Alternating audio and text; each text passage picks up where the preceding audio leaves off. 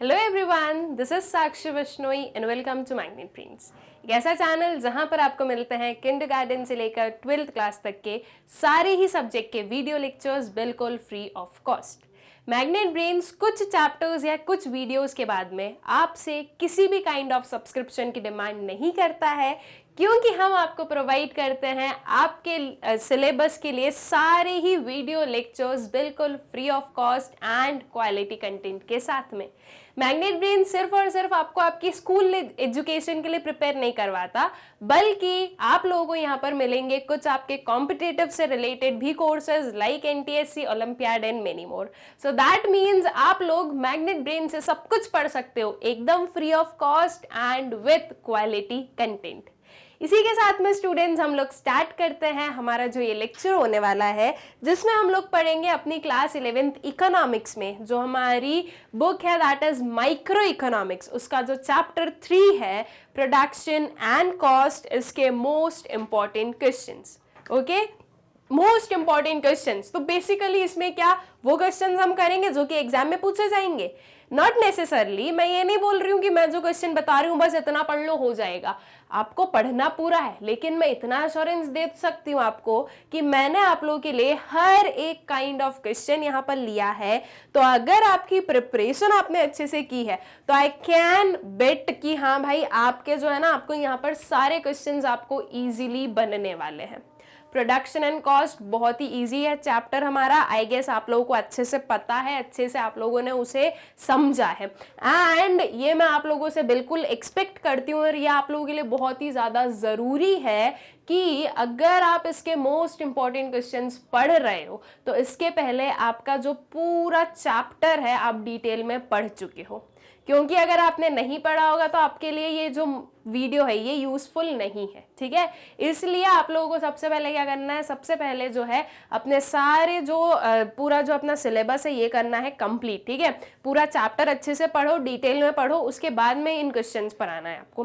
Because question answers में basically हम लोगों को डायरेक्टली जो क्वेश्चन है उसका आंसर लिखना है, तब हम ऐसा थोड़ी ना समझने बैठेंगे कि क्या हो रहा है। एंड ऑब्वियस सी बात है कि मैं आपको क्वेश्चन आंसर्स करवा रही हूँ तो जितना मैंने एक डिटेल में एक्सप्लेन किया था उतना मैं अब वापस नहीं करूंगी, बिकॉज अकॉर्डिंग टू मी मैंने आपको पढ़ा दिया है। तो मुझे तो यही है ना कि आप पढ़ चुके हो, तो आपको जो है पढ़ना है पहले अपना चैप्टर और फिर आना मोस्ट इंपॉर्टेंट क्वेश्चंस पर। ठीक है, तो चलो अब आगे बढ़ते हैं, अपने क्वेश्चंस देखते हैं, इन्हें हम करते हैं सॉल्व। तो स्टूडेंट्स जो आपके ये सारे क्वेश्चंस हैं ये आपके वेरियस डिविजन्स में आपको देखने को मिलेंगे, जैसे कि very short answer type question, short answer type question and long answer type question. जैसे कि हमारे एग्जाम में एक हमारा पेपर आता है, पूरा डिस्क्रिप्टिव पेपर आता है, उसमें हम लोगों के पास में ऐसे ही सेक्शंस रहते हैं, तो सेम वे में आपको यहाँ पर भी सेक्शंस देखने को मिलेंगे। सबसे पहले हम स्टार्ट करेंगे with very short answer type questions. ठीक है, very short answer type questions जो होते हैं वो बेसिकली आप लोगों को 1 वर्ड 1 सेंटेंस ऐसे ही जो है आंसर करना होता है। मतलब जितना पूछा है ना सिर्फ उतना उतना आपको आंसर करना है, स्पेसिफिकली जो पूछा गया है वही आपको लिखना है, उसके अलावा आपको कहीं से भी कुछ भी जो है स्टोरी नहीं बनानी होती है। ठीक है, एकदम प्रिसाइज फॉर्म में जो है आपको आपके आंसर करने होंगे। ऑलराइट, सो आई गेस ये चीज आप लोगों को अच्छे से क्लियर है। तो स्टार्ट करें सबसे पहले very short answer type question से, जो कि आपके एग्जाम में 1 मार्क्स के पूछे जाते हैं। ठीक है, तो आपको 1 मार्क्स के अकॉर्डिंग आंसर करना है। अगर आप ये बोलो कि अरे डिफाइन प्रोडक्शन फंक्शन पूछा गया, मुझे प्रोडक्शन फंक्शन बहुत अच्छे से आता है, तो मैंने तो ना 3 लाइन या हम बोले कि 3 मार्क्स के क्वेश्चन के हिसाब से लिख दिया, तो अब जो है ना मैडम मुझे 3 मार्क्स दे देंगी, ऐसा नहीं होगा। आपके इस क्वेश्चन पर मैक्सिमम मार्क्स 1 ही है, तो चाहे आप एक लाइन में लिखो चाहे आप पूरा पेज भर दो, अगर आपका आंसर सही है तो एक लाइन में भी आपको 1 मार्क्स मिल जाएगा। और पूरा पेज भरने के बाद भी अगर आपने जो एक मेन चीज है कि भाई प्रोडक्शन फंक्शन होता क्या है, अगर उसको आपने डिफाइन नहीं किया तो आप लोगों को वो 1 मार्क नहीं मिलने वाला है। इसलिए आपको इन क्वेश्चंस में क्या करना है, एकदम प्रिसाइज वे में आंसर लिखना है और सही आंसर लिखना है। बिकॉज आप यहाँ पर बिल्कुल भी स्टोरीज नहीं बना सकते हो जो कि यूजुअली हम लोग बनाते हैं, राइट, कि अच्छा 5 या 6 मार्क्स का क्वेश्चन है, थोड़े से जो है हमें पेज भी भरना है, तो थोड़ी सी स्टोरी बना देते हैं, थोड़ा सा लिख देते हैं, थोड़ा जो है भरा भरा लगेगा तो टीचर शायद खुश हो जाए। ये एक मेंटालिटी चलती है हर एक स्टूडेंट के माइंड में, लेकिन this is not the true. आपको जो है क्वांटिटी से ज्यादा क्वालिटी पर जो है क्या करना चाहिए, क्वालिटी पर रिलाय करना चाहिए, ठीक है। आपको जो है आपके अगर एक आप शॉर्ट आंसर भी लिख रहे हो तो उसमें आपको एकदम जो टर्मिनोलॉजीज है वो यूज करो, जो डेफिनेशन प्रॉपर डेफिनेशन है वो यूज करनी होती है, ठीक है। तो चलो अब जो सबसे फर्स्ट क्वेश्चन आता है, क्या होता है प्रोडक्शन फंक्शन। तो बेसिकली प्रोडक्शन फंक्शन क्या होता है स्टूडेंट्स, ये प्रोडक्शन फंक्शन जो है वो आपके आउटपुट और इनपुट के बीच का जो है रिलेशनशिप है, राइट, कि आपने जो सारे इनपुट्स यूज करे उनसे आपका क्या आउटपुट आपको देखने को मिला है, that is what we call production function, है ना। So production function studies the functional relationship between physical input and output of a firm, ठीक है। तो जैसे कि हम लोगों ने पढ़ाई है पूरे माइक्रो इकोनॉमिक्स में हम लोग पढ़ते हैं कि जब भी हम किसी भी चीज का फंक्शन पढ़े, प्रोडक्शन फंक्शन हो, कॉस्ट फंक्शन हो, डिमांड फंक्शन हो, सप्लाई फंक्शन हो, कोई भी फंक्शन हो, हम लोगों ने एक टर्म जरूर देखा है, that is functional relationship. So that means कि ये चीज बहुत अच्छे से क्लियर है कि अगर किसी भी चीज का फंक्शन पूछा जा रहा है तो वहां पर ये जो है ये terminology that is functional relationship ये यूज होती ही होती है, ठीक है। सो production function studies the functional relationship between physical input and output of the firm, ठीक है। क्या क्या इनपुट जो है आपने यूज किए हैं और उन इनपुट से क्या आउटपुट आपको देखने को मिला है, that is what we called production function. अगर मुझे इसे सिंबॉलिकली डिफाइन करना तो हम कैसे करते हैं, देखो इस क्वेश्चन में आपको करने की जरूरत नहीं है, लेकिन मैं आपको थोड़ा सा एक्स्ट्रा में पढ़ा दूं ताकि आप लोगों को चीजें क्लियर रहे। तो अगर मुझे इसे सिंबॉलिकली डिफाइन करना है तो उसे कैसे करते हैं, QX is equals to, QX ले लो या OX ले लो, दोनों चलेगा, ठीक है। मतलब कि क्वांटिटी ऑफ X या फिर आउटपुट ऑफ X, यहां पर आप O भी लिख सकते हो, ठीक है। So this is equals to F of I1 I2 I3 and so on, ठीक है, टिल IN। तो that is what input 1, input 2, input 3 ये हो गया। All right, so this is what output का फंक्शनल रिलेशनशिप हम देख रहे हैं इनपुट से, कि इतने इनपुट से जो है कितने आउटपुट का प्रोडक्शन हुआ है। All right, I guess clear अच्छे से ये चीज। नेक्स्ट वाले क्वेश्चन पर आए, when is total output maximum, total output जो है वो उसके मैक्सिमम पर कब होता है। What is total output, total output को मैं अगर एक फेमिलियर टर्म बोलूं तो क्या हो जाएगा हमारा total product, right. Total output can be called as total product. तो टीपी जो है वो उसके मैक्सिमम पर कब होता है ये चीज हमें बतानी है। आई गेस कि आप लोगों को अच्छे से पता है कि टीपी उसके मैक्सिमम पर कब आएगा। So total output is maximum when marginal product is 0, है ना। अब एक चीज ये यहां पर आप ये करना कि देखो क्वेश्चन में आउटपुट पूछा है, हमें आउटपुट से जो है इतनी जल्दी क्लिक नहीं हुआ तो हमने आउटपुट की जगह पर प्रोडक्ट यूज किया था, ठीक है। तो टोटल प्रोडक्ट हम लोगों ने अपने माइंड में जो है कंसिडर किया था कि अच्छा भाई टोटल प्रोडक्ट कब उसके मैक्सिमम पर होता है, लेकिन जब आप आंसर लिख रहे हो ना तो यहाँ पर टोटल आउटपुट लिख दो, क्योंकि आपसे तो टोटल आउटपुट के बारे में पूछा गया, हम वही लिख देते हैं। तो टोटल आउटपुट जो है वो मैक्सिमम पर कब होता है, जब मार्जिनल प्रोडक्ट 0 होता है, राइट। ये पूरा जो है डायग्राम हम लोगों ने बहुत अच्छे से सीखा है। आई गेस आप लोगों को ये चीज अच्छे से याद भी है। ये आपका टोटल प्रोडक्ट ऐसा बनता है, राइट। पहले वो इंक्रीजिंग फेज पर इंक्रीज होता है, फिर वो डिमिनिशिंग फेज पर इंक्रीज होता है, यहां पर वो पहुंचता है उसके मैक्सिमम पर और फिर उसके बाद में वो फॉल होने लगता है। फिर वही हम देखें अपना मार्जिनल प्रोडक्ट, तो ये कुछ जो है हमारा मार्जिनल प्रोडक्ट आ जाएगा। ओके, ये है हमारी एमपी। यहां पर हम देख रहे हैं कि आपका मार्जिनल प्रोडक्ट क्या है, 0 है, और उसी टाइम पर आपका जो टोटल प्रोडक्ट है वो किस पर है, वो उसके मैक्सिमम पर है। So that means when marginal product is 0 at that time total product जो है वो उसके मैक्सिमम पर होता है, ठीक है। टिल द पॉइंट जब तक आपका टोटल प्रोडक्ट यहाँ पर इंक्रीजिंग रेट से इंक्रीज होता है तब तक आपका जो एमपी है वो क्या होता है, राइज होता है। मैं पूरा आपको लॉ ऑफ वेरिएबल प्रोपोर्शन जो है उसको एक शॉर्ट में बता रही हूँ कि क्या क्या चीजें होती है। फिर उसके बाद में इस वाले फेज में जब आपका टोटल प्रोडक्ट डिमिनिशिंग रेट से इंक्रीज हो रहा है, ठीक है, इंक्रीज तो हो रहा है लेकिन ये आपकी सेकेंड फेज हो जाती है। This one is your first phase and this one is your third phase, ठीक है, of law of variable proportion. तो सेकेंड फेज में जब आपका टोटल प्रोडक्ट डिमिनिशिंग रेट से इंक्रीज होता है तो आपका जो एमपी है वो क्या होता है, फॉल होता है। ऑलराइट, जब ये इसके मैक्सिमम पर पहुंचा तो आपका जो एमपी है वो उसके 0 पर है। जब आपका एमपी फॉल हो रहा है, या सॉरी नॉट फॉल हो रहा है, जब आपका एमपी नेगेटिव है तो आपका टीपी जो है वो फॉल हो रहा है, ठीक है। इन थर्ड फेज में क्या होता है, आपका जो टीपी है वो फॉल होने लगता है और जो एमपी है वो नेगेटिव हो जाता है। ऑलराइट, सो ये कुछ रिलेशनशिप है हमारे टीपी एंड एमपी के बीच में। आई गेस आप लोगों को ये अच्छे से पता है। तो जब हमसे पूछा गया है कि टोटल प्रोडक्ट मैक्सिमम कब है, तो हमें पता है कि भाई टोटल प्रोडक्ट मैक्सिमम पर उस टाइम पर होता है जब उसका जो एमपी है, जो मार्जिनल प्रोडक्ट है, वो 0 हो। ऑलराइट, तो वही चीज हमने यहाँ पर लिखी, total output is maximum when marginal product is 0, ठीक है।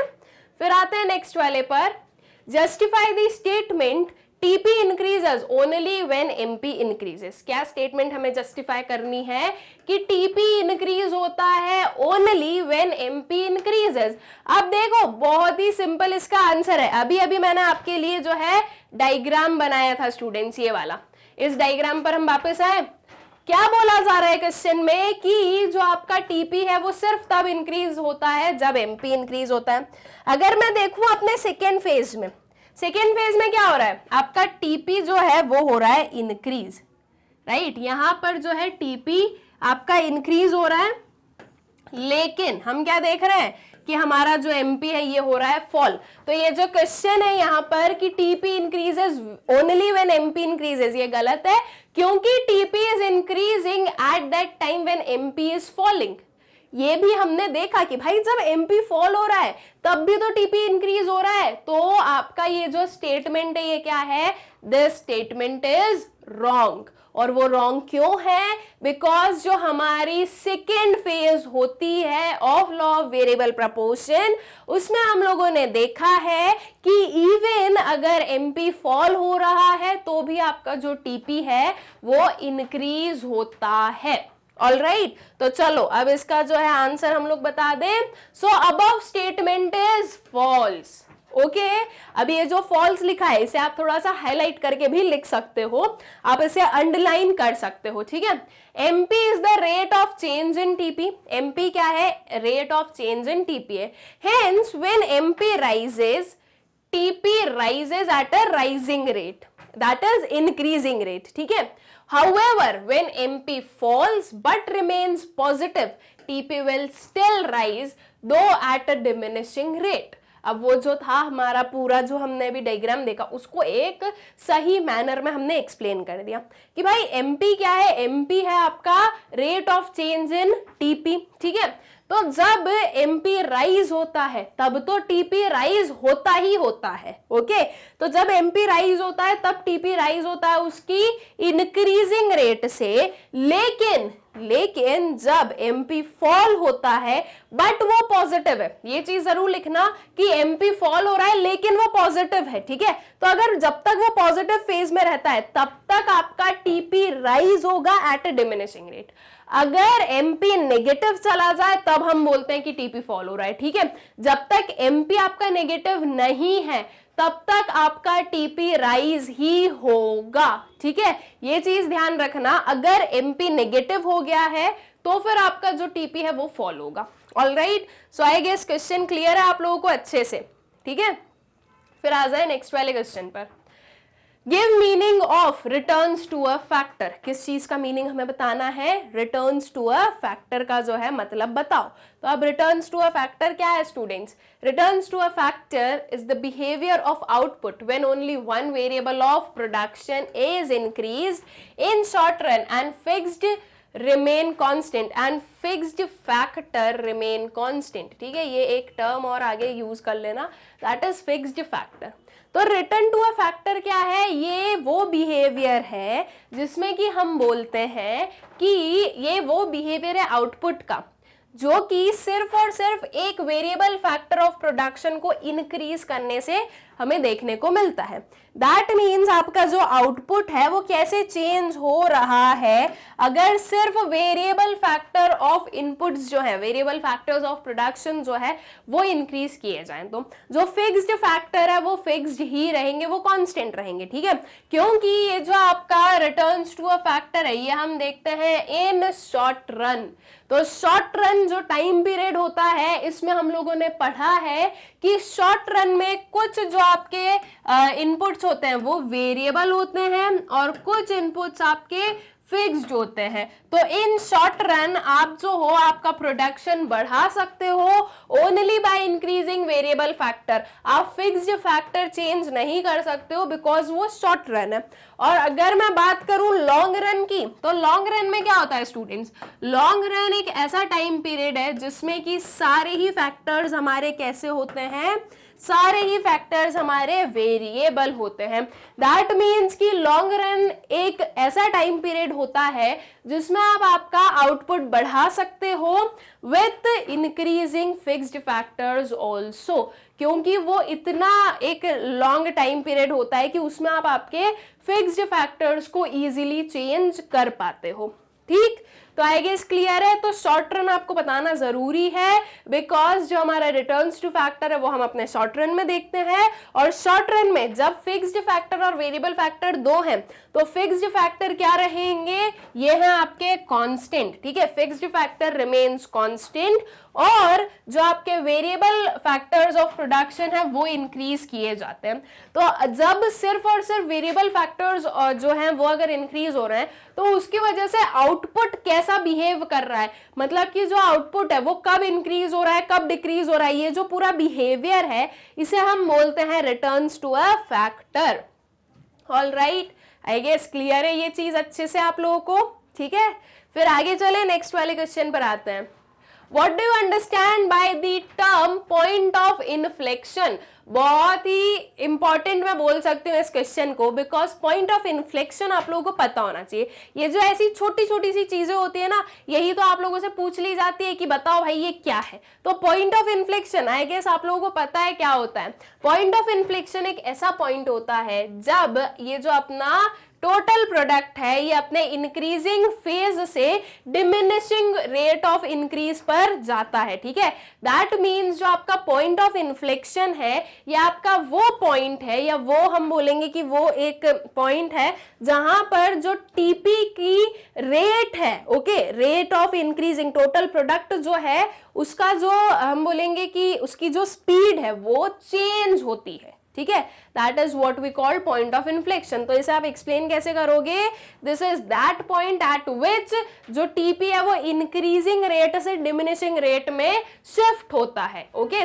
सो it is the point on a curve changes its slope, okay, it is a point on a curve when it changes its slope, जब उसका slope change हो रहा है, ठीक है, यहाँ पर when it changes its slope। और ये क्यों बोल रहे हैं स्लोप चेंज हुआ ना भाई, देखो स्टार्टिंग में क्या हो रहा है, इंक्रीजिंग रेट से इंक्रीज हो रहा है, फिर स्लोप चेंज होगा, फिर डिमिनिशिंग रेट से इंक्रीज होने लगेगा, तो वो जो है स्लोप आपका चेंज होता है।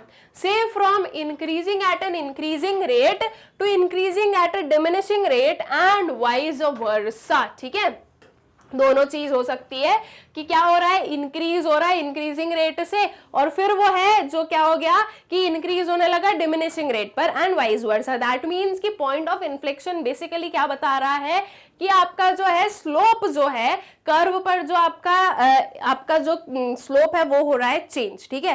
That is what we called point of inflection. All right, I guess अच्छे से क्लियर है ये क्वेश्चन भी। नेक्स्ट वाले पर आ जाए, डिफाइन वेरिएबल कॉस्ट। अब आपको क्या डिफाइन करना है, आपको डिफाइन करना है वेरिएबल कॉस्ट क्या होता है। So what is variable cost students. अभी तक हम प्रोडक्ट पढ़ रहे थे, अब आती है किसकी बारी, कॉस्ट की बारी। हमारे जो चैप्टर है प्रोडक्शन एंड कॉस्ट दोनों है, तो आपको कॉस्ट के बारे में भी तो पता होना चाहिए. So variable cost is basically the expenditure incurred by the producer on the use of variable factors of production. ठीक है, वेरिएबल फैक्टर्स ऑफ प्रोडक्शन को यूज किया है तो ऑब्वियस सी चीज है कि उन फैक्टर्स ऑफ प्रोडक्शन को उनका जो है पेमेंट हमें करना पड़ेगा. दैट मीन्स ये क्या है, ये है आपका कॉस्ट. ठीक, कॉस्ट लगेगा, तो जो वेरिएबल इनपुट्स पर कॉस्ट इनकर किया जाता है that is variable cost. All right, fixed cost क्या हो जाता है, फिक्स्ड कॉस्ट हो जाता है जो कि फिक्स्ड ही रहने वाला है, वो चेंज नहीं होगा. ओके और वो चेंज क्यों नहीं होता है स्टूडेंट्स, बिकॉज जो आपके फिक्स्ड फैक्टर्स ऑफ प्रोडक्शन है वो फिक्स्ड ही रहते हैं. इन शॉर्ट रन की बात करें, ठीक है, वो तो फिक्स्ड ही है, वो कांस्टेंट है. तो जब वो कांस्टेंट है उनमें इंक्रीज या डिक्रीज नहीं हो रहा है, तो उनके कॉस्ट में भी जो है चेंजेस नहीं होंगे. लेकिन जो आपके वेरिएबल इनपुट्स होते हैं वो चेंज हो सकते हैं इन शॉर्ट रन. तो जब आपके वेरिएबल इनपुट्स चेंज हो रहे हैं तो दैट सिंपली मीन्स कि उसके साथ साथ में उसका जो कॉस्ट है वो भी क्या होगा, वो भी होगा चेंज. ठीक है, तो वेरिएबल कॉस्ट क्या हो गया, वो एक्सपेंडिचर हो गया जो कि इनकर किया जाता है एक प्रोड्यूसर के थ्रू. किस चीज पर, on the use of variable factors of production. ठीक है, जो वेरिएबल फैक्टर्स ऑफ प्रोडक्शन का यूज कर रहे हैं उन पर जो कॉस्ट लगा, उन पर जो एक्सपेंडिचर इनकर किया गया, that is what we called variable cost. All right, फिर आ जाए नेक्स्ट क्वेश्चन पर. नेक्स्ट क्वेश्चन है, fixed cost exist in the long run, do you agree. Fixed cost जो है वो लॉन्ग रन में एग्जिस्ट करती है, डू यू एग्री. देखो लॉन्ग रन में आपके पास में जो आपके फैक्टर्स ऑफ प्रोडक्शन होते हैं वो सारे ही कैसे होते हैं स्टूडेंट्स, वो सारे ही आपके वेरिएबल होते हैं. राइट, जब हम लॉन्ग रन की बात करते हैं तो हमारे सारे ही जो फैक्टर्स ऑफ प्रोडक्शन है वो वेरिएबल है. तो दैट मीन्स अगर मैं बोल रही हूं कि लॉन्ग रन में हमने कोई भी कॉस्ट इनकर किया है तो वो कैसा कॉस्ट होगा, वो क्योंकि वेरिएबल फैक्टर्स ऑफ प्रोडक्शन पर हम लोगों ने कॉस्ट इनकर किया है, उन पर अगर एक्सपेंडिचर इनकर किया गया है तो ऑब्वियस सी बात है कि जब ये वेरिएबल फैक्टर्स हैं तो यहां पर कॉस्ट भी कैसा होगा, वेरिएबल होगा. Right, in long run variable cost आने वाला है. लेकिन पूछा क्या गया है कि fixed cost exist in the long run. Long run में जो है फिक्स्ड कॉस्ट एग्जिस्ट करती है. तो क्या ये चीज सही है, आपको आएगी इस क्वेश्चन से समझ, मैंने जो एक्सप्लेन किया उसे समझ में आई, या ये होगा आपका नो, बिकॉज फिक्स्ड कॉस्ट जो है वो आपके शॉर्ट रन में इनकर की जा सकती है. In short run we know कि दो फैक्टर्स होते हैं हमारे पास में प्रोडक्शन के, एक होता है आपका वेरिएबल और एक होता है आपका फिक्स्ड. राइट, तो ये जो फिक्स्ड है इन पर जो कॉस्ट इनकर की गई, इन पर जो एक्सपेंडिचर इनकर किया वो कहलाएगा फिक्स्ड कॉस्ट, जो कि आपके शॉर्ट रन में आने वाला है क्योंकि यहाँ पर फिक्स्ड फैक्टर्स ऑफ प्रोडक्शन होते हैं. तो इसलिए हमने लिखा answer no, there are no fixed cost in the long run as all the factors are variable. Fixed cost exist only in the short run. ठीक है, तो इसका आंसर हमने बोला कि नहीं भाई, जो आपका फिक्स्ड कॉस्ट है वो लॉन्ग रन में नहीं होता है क्योंकि यहाँ पर आपके जो सारे ही फैक्टर्स होते हैं वो कैसे होते हैं, वो वेरिएबल होते हैं. ठीक है, फिक्स्ड कॉस्ट जो है वो सिर्फ और सिर्फ शॉर्ट रन में एग्जिस्ट करता है. ठीक, सो आई गेस क्लियर ये क्वेश्चन. फिर नेक्स्ट वाले क्वेश्चन पर आ जाए. अब नेक्स्ट क्वेश्चन है हमारा एक शॉर्ट आंसर टाइप क्वेश्चन का पार्ट, और ये जो शॉर्ट आंसर टाइप क्वेश्चन है ये अब हमें क्या बोल रहा है वो देखते हैं. अब शॉर्ट आंसर टाइप क्वेश्चन जो है वो बेसिकली आपके 3 या 4 मार्क्स में पूछे जाते हैं. ठीक है, तो अब इसमें आपको आंसर कितना करना है, इसमें आपको जो है बहुत ज्यादा एक्सेस डिटेल में नहीं जाना होता है, जितना क्वेश्चन पूछा उतना बताओ, लेकिन थोड़ा थोड़ा जो है आपको एक्सप्लेन करना है. ठीक है, जैसे कि कुछ जो है हमारे 30-40 वर्ड्स हो जाने चाहिए. ठीक, अब जो क्वेश्चन है वो क्या है, what causes increasing returns to a factor. हमने जो है अपने जो रिटर्न्स टू अ फैक्टर है इसमें 3 फेजेस पढ़े, increasing returns to factor, diminishing returns to factor and negative returns to a factor. Right, तो इनके सबके जो है हमने प्रॉपर उसके कॉजेस भी पढ़े कि ये क्यों हमें देखने को मिलता है, क्यों increasing returns to a factor देखने को मिलता है, क्यों diminishing returns to a factor देखने को मिलता है, उसके पीछे के क्या रीजंस हैं, ये हम लोगों ने पढ़े हैं. ये जो कॉजेस हैं वो हम लोगों ने पढ़े हैं. तो बस अब आपको वही कॉजेस में से सिर्फ और सिर्फ बताना है कि जो increasing returns to a factor है वो क्यों आपको देखने को मिलता है, या वो कि किन वजहों से जो है increasing returns to a factor होता है. दैट मीन्स जो हमारी फर्स्ट वाली स्टेज है वो हमें एक्सप्लेन करनी है कि उसके पीछे के रीजंस क्या है। तो बेसिकली होता क्या है स्टूडेंट्स, जब आपका वेरिएबल आउटपुट जो है, ठीक है, सॉरी वेरिएबल इनपुट जो है वो इंक्रीज हो रहा है, फिक्स्ड वाला जो है वो फिक्स्ड है आपका, ओके, फिक्स्ड आपका फिक्स्ड है, वेरिएबल इंक्रीज हो रहा है। तो स्टार्टिंग फेज में क्या होता है, क्योंकि आपका जो फिक्स्ड फैक्टर है वो इनिशियल फेजेस में फुल्ली यूटिलाइज नहीं हुआ रहता है, इसलिए ये जो जब उन पर वेरिएबल फैक्टर इंक्रीज होते हैं तो उससे प्रोडक्शन बढ़ता है, ठीक है, इनिशियल स्टेजेस पर बहुत ही अच्छे से बढ़ता है, क्योंकि भाई एक पर्सन अकेला काम कर रहा था एक फिक्स्ड फैक्टर पर और वो पर्सन खुद भी सफिशिएंट नहीं था उतने पर काम करने के लिए, बिकॉज वो उतना नहीं कर पाता था। लेकिन जब दो लोग आए तो दो लोगों के आने से क्या हुआ, काम जो है वो डिवाइड हो गया कि देखो इतना तुम करो इतना हम करें, तो दोनों अपना अपना बेस्ट देकर प्रॉपर वर्क कर रहे हैं। अब जब तीन आए तो तब और भी अच्छे से वर्क हो रहा है कि अब जो है और अच्छे से डिवीजन हो गया, तो ये हम लोग देख रहे हैं कि प्रॉपरली जो है आपका वर्क हो रहा है। फिर चार आए, चलो बढ़ा और वर्क तो बढ़ रहा है, लेकिन फिर धीरे धीरे क्या होता है, वो जो इंक्रीजिंग रिटर्न है वो डिमिनिश में चेंज हो जाता है। दैट मीन्स जो बहुत ज्यादा इंक्रीज हो रहा था आपका आउटपुट, फिर वो थोड़ा कम इंक्रीज होने लगता है, एज कंपेयर टू इनपुट जितना इंक्रीज हो रहा है उतना आउटपुट नहीं हो पाता है। लेकिन इनिशियल फेजेस पर तो आउटपुट इंक्रीज हो रहा है ना, बस हमें increasing returns to the factor जो है ये करना है एक्सप्लेन, ठीक है, इसके जो कॉजेज है वो बताना है। तो देखो ये कुछ हम इसमें कॉजेज लिखेंगे। फर्स्ट वाला आता है आपका greater application of variable factor ensures fuller utilisation of fixed factor. जब ज्यादा एप्लीकेशन हो रहा है किसका, वेरिएबल फैक्टर का, तो ये इंश्योर कर रहा है कि फुल यूटिलाइजेशन हो किसका, फिक्स्ड फैक्टर का, इसलिए जो है इंक्रीजिंग रिटर्न्स देखने को मिल रहा है। Greater application of variable factor facilitates better division of labour. ये जो ग्रेटर एप्लीकेशन है किसकी, वेरिएबल फैक्टर की, वो फैसिलिटेट कर रही है प्रॉपर डिवीजन ऑफ लेबर, ठीक है, यहाँ पर जो है डिवीजन प्रॉपरली हो रहा है कि इतना पार्ट आपका, इतना पार्ट आपका, इस पर वर्क आप करोगे, इतना जो है आपको वर्क करना है, तो इसमें जो है प्रॉपर डिवीजन हो रहा है, बिकॉज आप प्रॉपरली डिवाइड कर पा रहे हो। लेकिन जब बहुत सारे लोग आ जाते हैं तो किसको क्या वर्क दे समझ नहीं आता, और सब लोग अपने काम में फिर क्या करने लगते हैं, हम बोलेंगे कि काम चोरी करने लगते हैं, राइट। वो फिर ये सोचते हैं अरे वो कर तो लेगा, और नहीं करेगा तो कौन सा हमें अकेले को चिल्लाने वाले सब डांट खा लेंगे, ये वाला हो जाता है। इसलिए फिर डिमिनिशिंग होता है और फिर धीरे धीरे नेगेटिव हो जाता है वो। लेकिन इनिशियल स्टेजेस पर क्योंकि सिर्फ थोड़े थोड़े लोग रहते हैं तो प्रॉपर डिवीजन ऑफ लेबर होता है, तो वो इंक्रीजिंग रिटर्न्स देखने को मिलता है। Greater application of variable factor improves coordination between the factors, ठीक है, और जो वेरिएबल फैक्टर्स का ग्रेटर एप्लीकेशन की वजह से क्या हो रहा है कि जो है कोऑर्डिनेशन इंप्रूव हो रहा है बिटवीन दी फैक्टर्स, ठीक है, between the fixed factor and the variable factor, दोनों जो है एक दूसरे को प्रॉपरली क्या कर रहे हैं, वर्क कर रहे हैं। फिक्स्ड फैक्टर भी सफिशिएंट है for the variable factor and variable factor के लिए भी फिक्स्ड फैक्टर सफिशिएंट है। तो दैट मीन्स कि जो ये बोलेंगे हम कि ऐसा नहीं कि फिक्स्ड फैक्टर बहुत हो गया और वेरिएबल फैक्टर उतना नहीं आ पा रहा, या वेरिएबल बहुत हो गया उतना फिक्स नहीं, ये चीज वाली प्रॉब्लम नहीं आती है। दोनों जो है वो प्रॉपरली कोऑर्डिनेट कर चलते हैं, ठीक है। तो ये कुछ रीजंस हैं जिनकी वजह से increasing returns to a factor हमें देखने को मिलता है। ये 3 या 4 मार्क्स का क्वेश्चन है, दैट मीन्स शॉर्ट आंसर, तो इसलिए हमने एक एक लाइन में ही एक्सप्लेन किया है।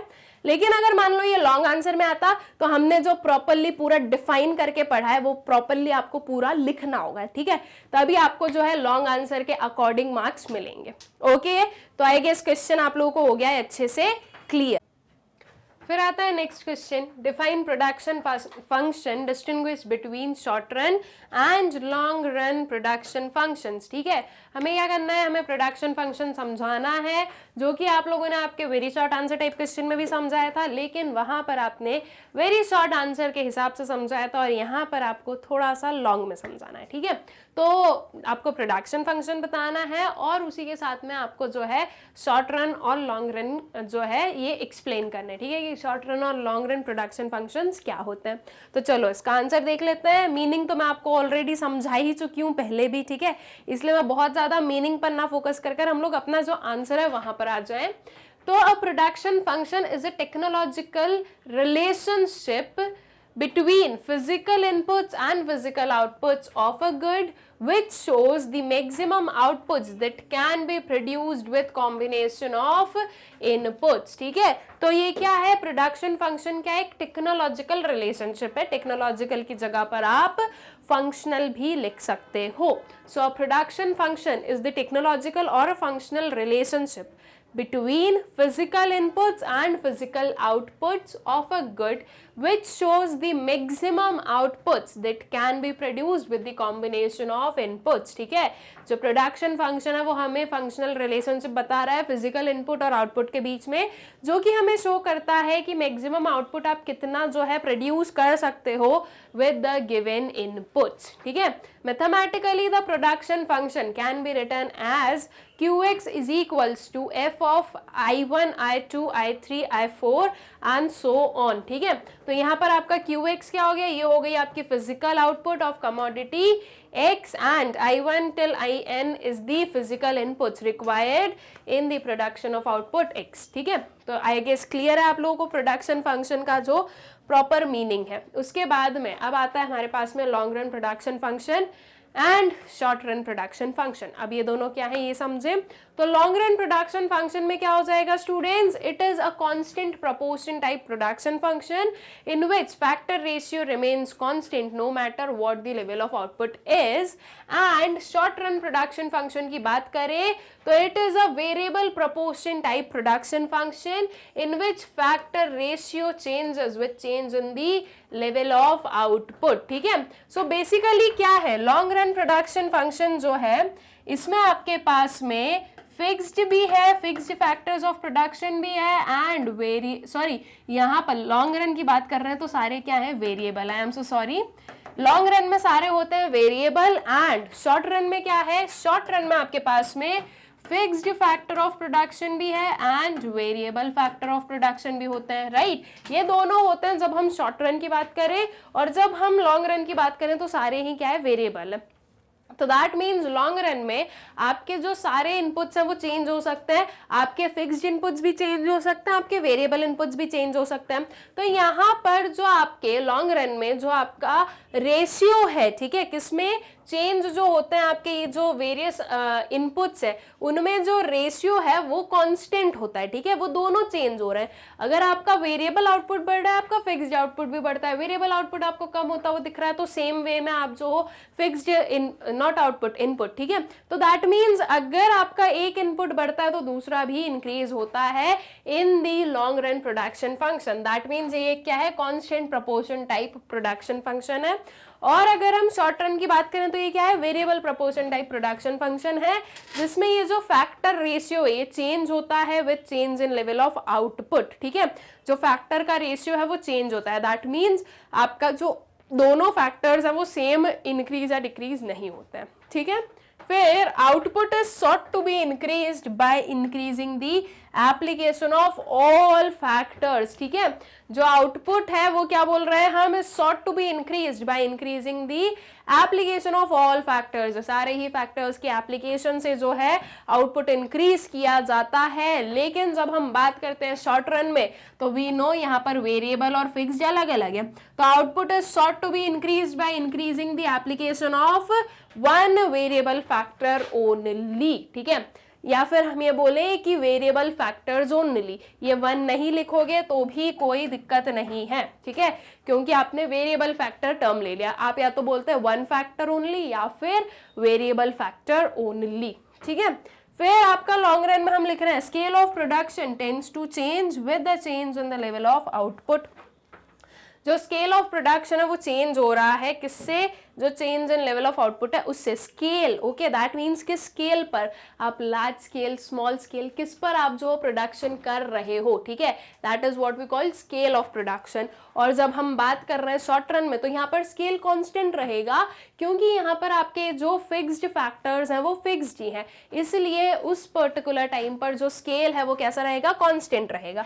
तो scale of production remains constant even when the level of output changes. ठीक है, फिर उसके बाद में फोर्थ वाला पॉइंट आता है long period production function is studied with reference to return to scale. ठीक है, जो लॉन्ग पीरियड आपका क्या है, लॉन्ग पीरियड प्रोडक्शन फंक्शन है, ये रिटर्न्स टू स्केल में हम लोग पढ़ते हैं। Okay, law of returns to scale हम लोगों ने पढ़ा है। और जब हम शॉर्ट रन की बात करें तो ये रिटर्न्स टू अ फैक्टर की बात करते हैं, ठीक है, कि भाई कुछ फैक्टर में चेंज होने की वजह से आपका जो है क्या रिटर्न में चेंज हो रहा है या आउटपुट में चेंज हो रहा है। लेकिन जब हम लॉन्ग रन की बात करते हैं तो यहाँ पर तो सब कुछ ही चेंज हो रहा है ना, तो ये रिटर्न्स टू स्केल है, ठीक है, पूरा स्केल चेंज होता है प्रोडक्शन का।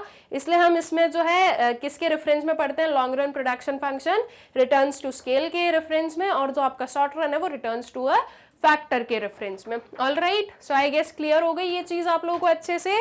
जो हमारा क्वेश्चन था क्लियर है। अब यहाँ पर मैंने कुछ 4 पॉइंट्स दिए हैं, लेकिन अगर ये क्वेश्चन आपसे शॉर्ट रन में पूछा जाए तो 4 मत लिखना, 3 सफिशिएंट है, ठीक है, क्योंकि आप जो हो एक प्रोडक्शन फंक्शन की भी तो डेफिनेशन दे रहे हो, इसलिए 3 सफिशिएंट है। वैसे तो 2 भी सफिशिएंट हो जाते, लेकिन 3 लिख देना, क्योंकि वो एक एक्स्ट्रा में हमें चलना ही चाहिए, ठीक है। क्या हो गया भाई, 3 मार्क्स इधर पे दे दिए, 4 मार्क्स अगर शॉर्ट रन जो है 4 मार्क्स का अगर आपका शॉर्ट आंसर है तो 1 मार्क्स आपके प्रोडक्शन फंक्शन की डेफिनेशन पे मिलेगा, ठीक है। तो आई गेस क्लियर है ये क्वेश्चन। आगे चले नेक्स्ट वाले क्वेश्चन पर। अब नेक्स्ट क्वेश्चन आता है, state the behaviour of marginal product in the law of variable proportions, explain the cause of this behaviour. Law of variable proportions में जो मार्जिनल प्रोडक्ट का बिहेवियर है ये हमें करना है एक्सप्लेन।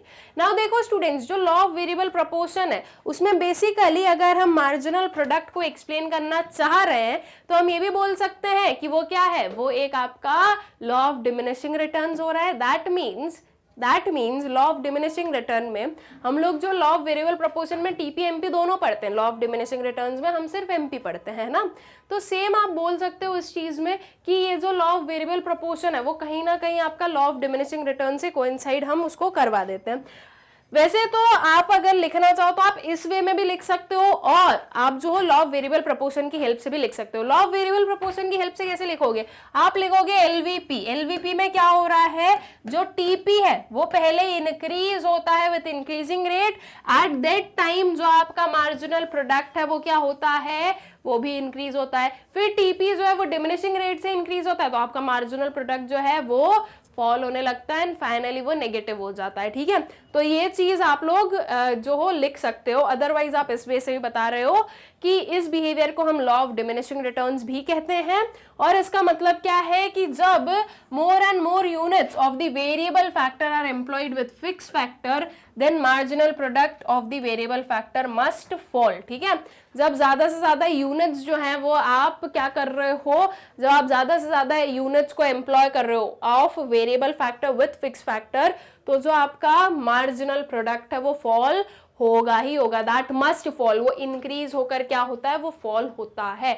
अगर इसका हम डायग्राम देखें स्टूडेंट्स तो ये कुछ हमारा जो है डायग्राम बन जाता है, ये एक्सप्लेन कर रहा है लॉ ऑफ वेरिएबल प्रोपोर्शन आपका। ये आपका टीपी आ गया अबव वाला ग्राफ, और जो बिलो वाला ग्राफ है वो हो गया एमपी।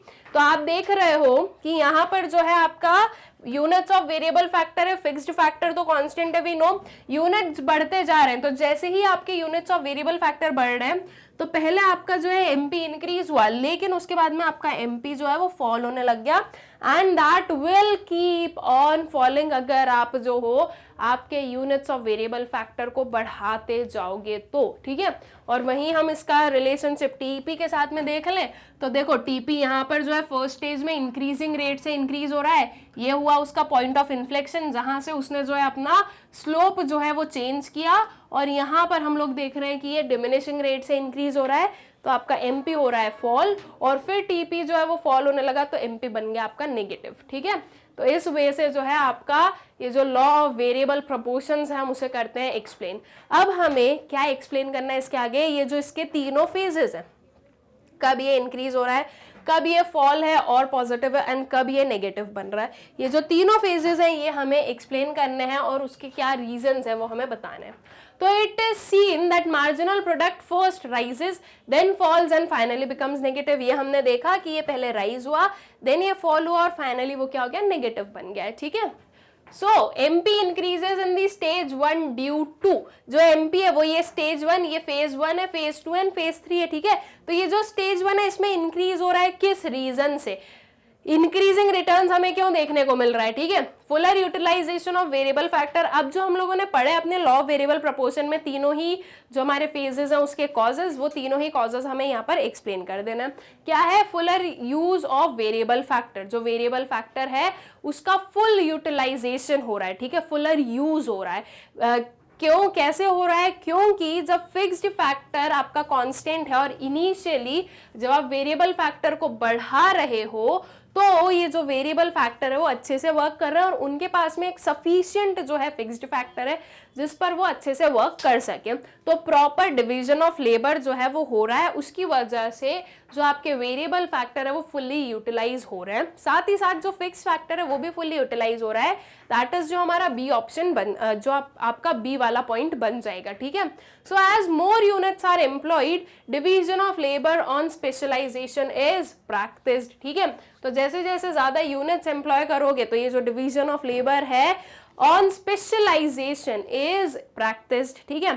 फिर जो बी है that is fuller use of fixed factor, fixed factor का फुलर यूज है, fixed factor is more efficiently utilised. यही बात बताई कि भाई देखो स्टार्टिंग में आपका एक बंदा आया वो इतना अच्छे से वर्क नहीं कर पाएगा क्योंकि उसके लिए फिक्स्ड फैक्टर कुछ ज्यादा ही हो जाएगा, लेकिन जैसा अगर दो लोग आ गए तो प्रॉपर डिवीजन ऑफ लेबर है तो उसकी वजह से वेरिएबल फैक्टर का भी प्रॉपर यूटिलाइजेशन हो रहा है, साथ ही साथ फिक्स्ड फैक्टर का भी, ठीक है।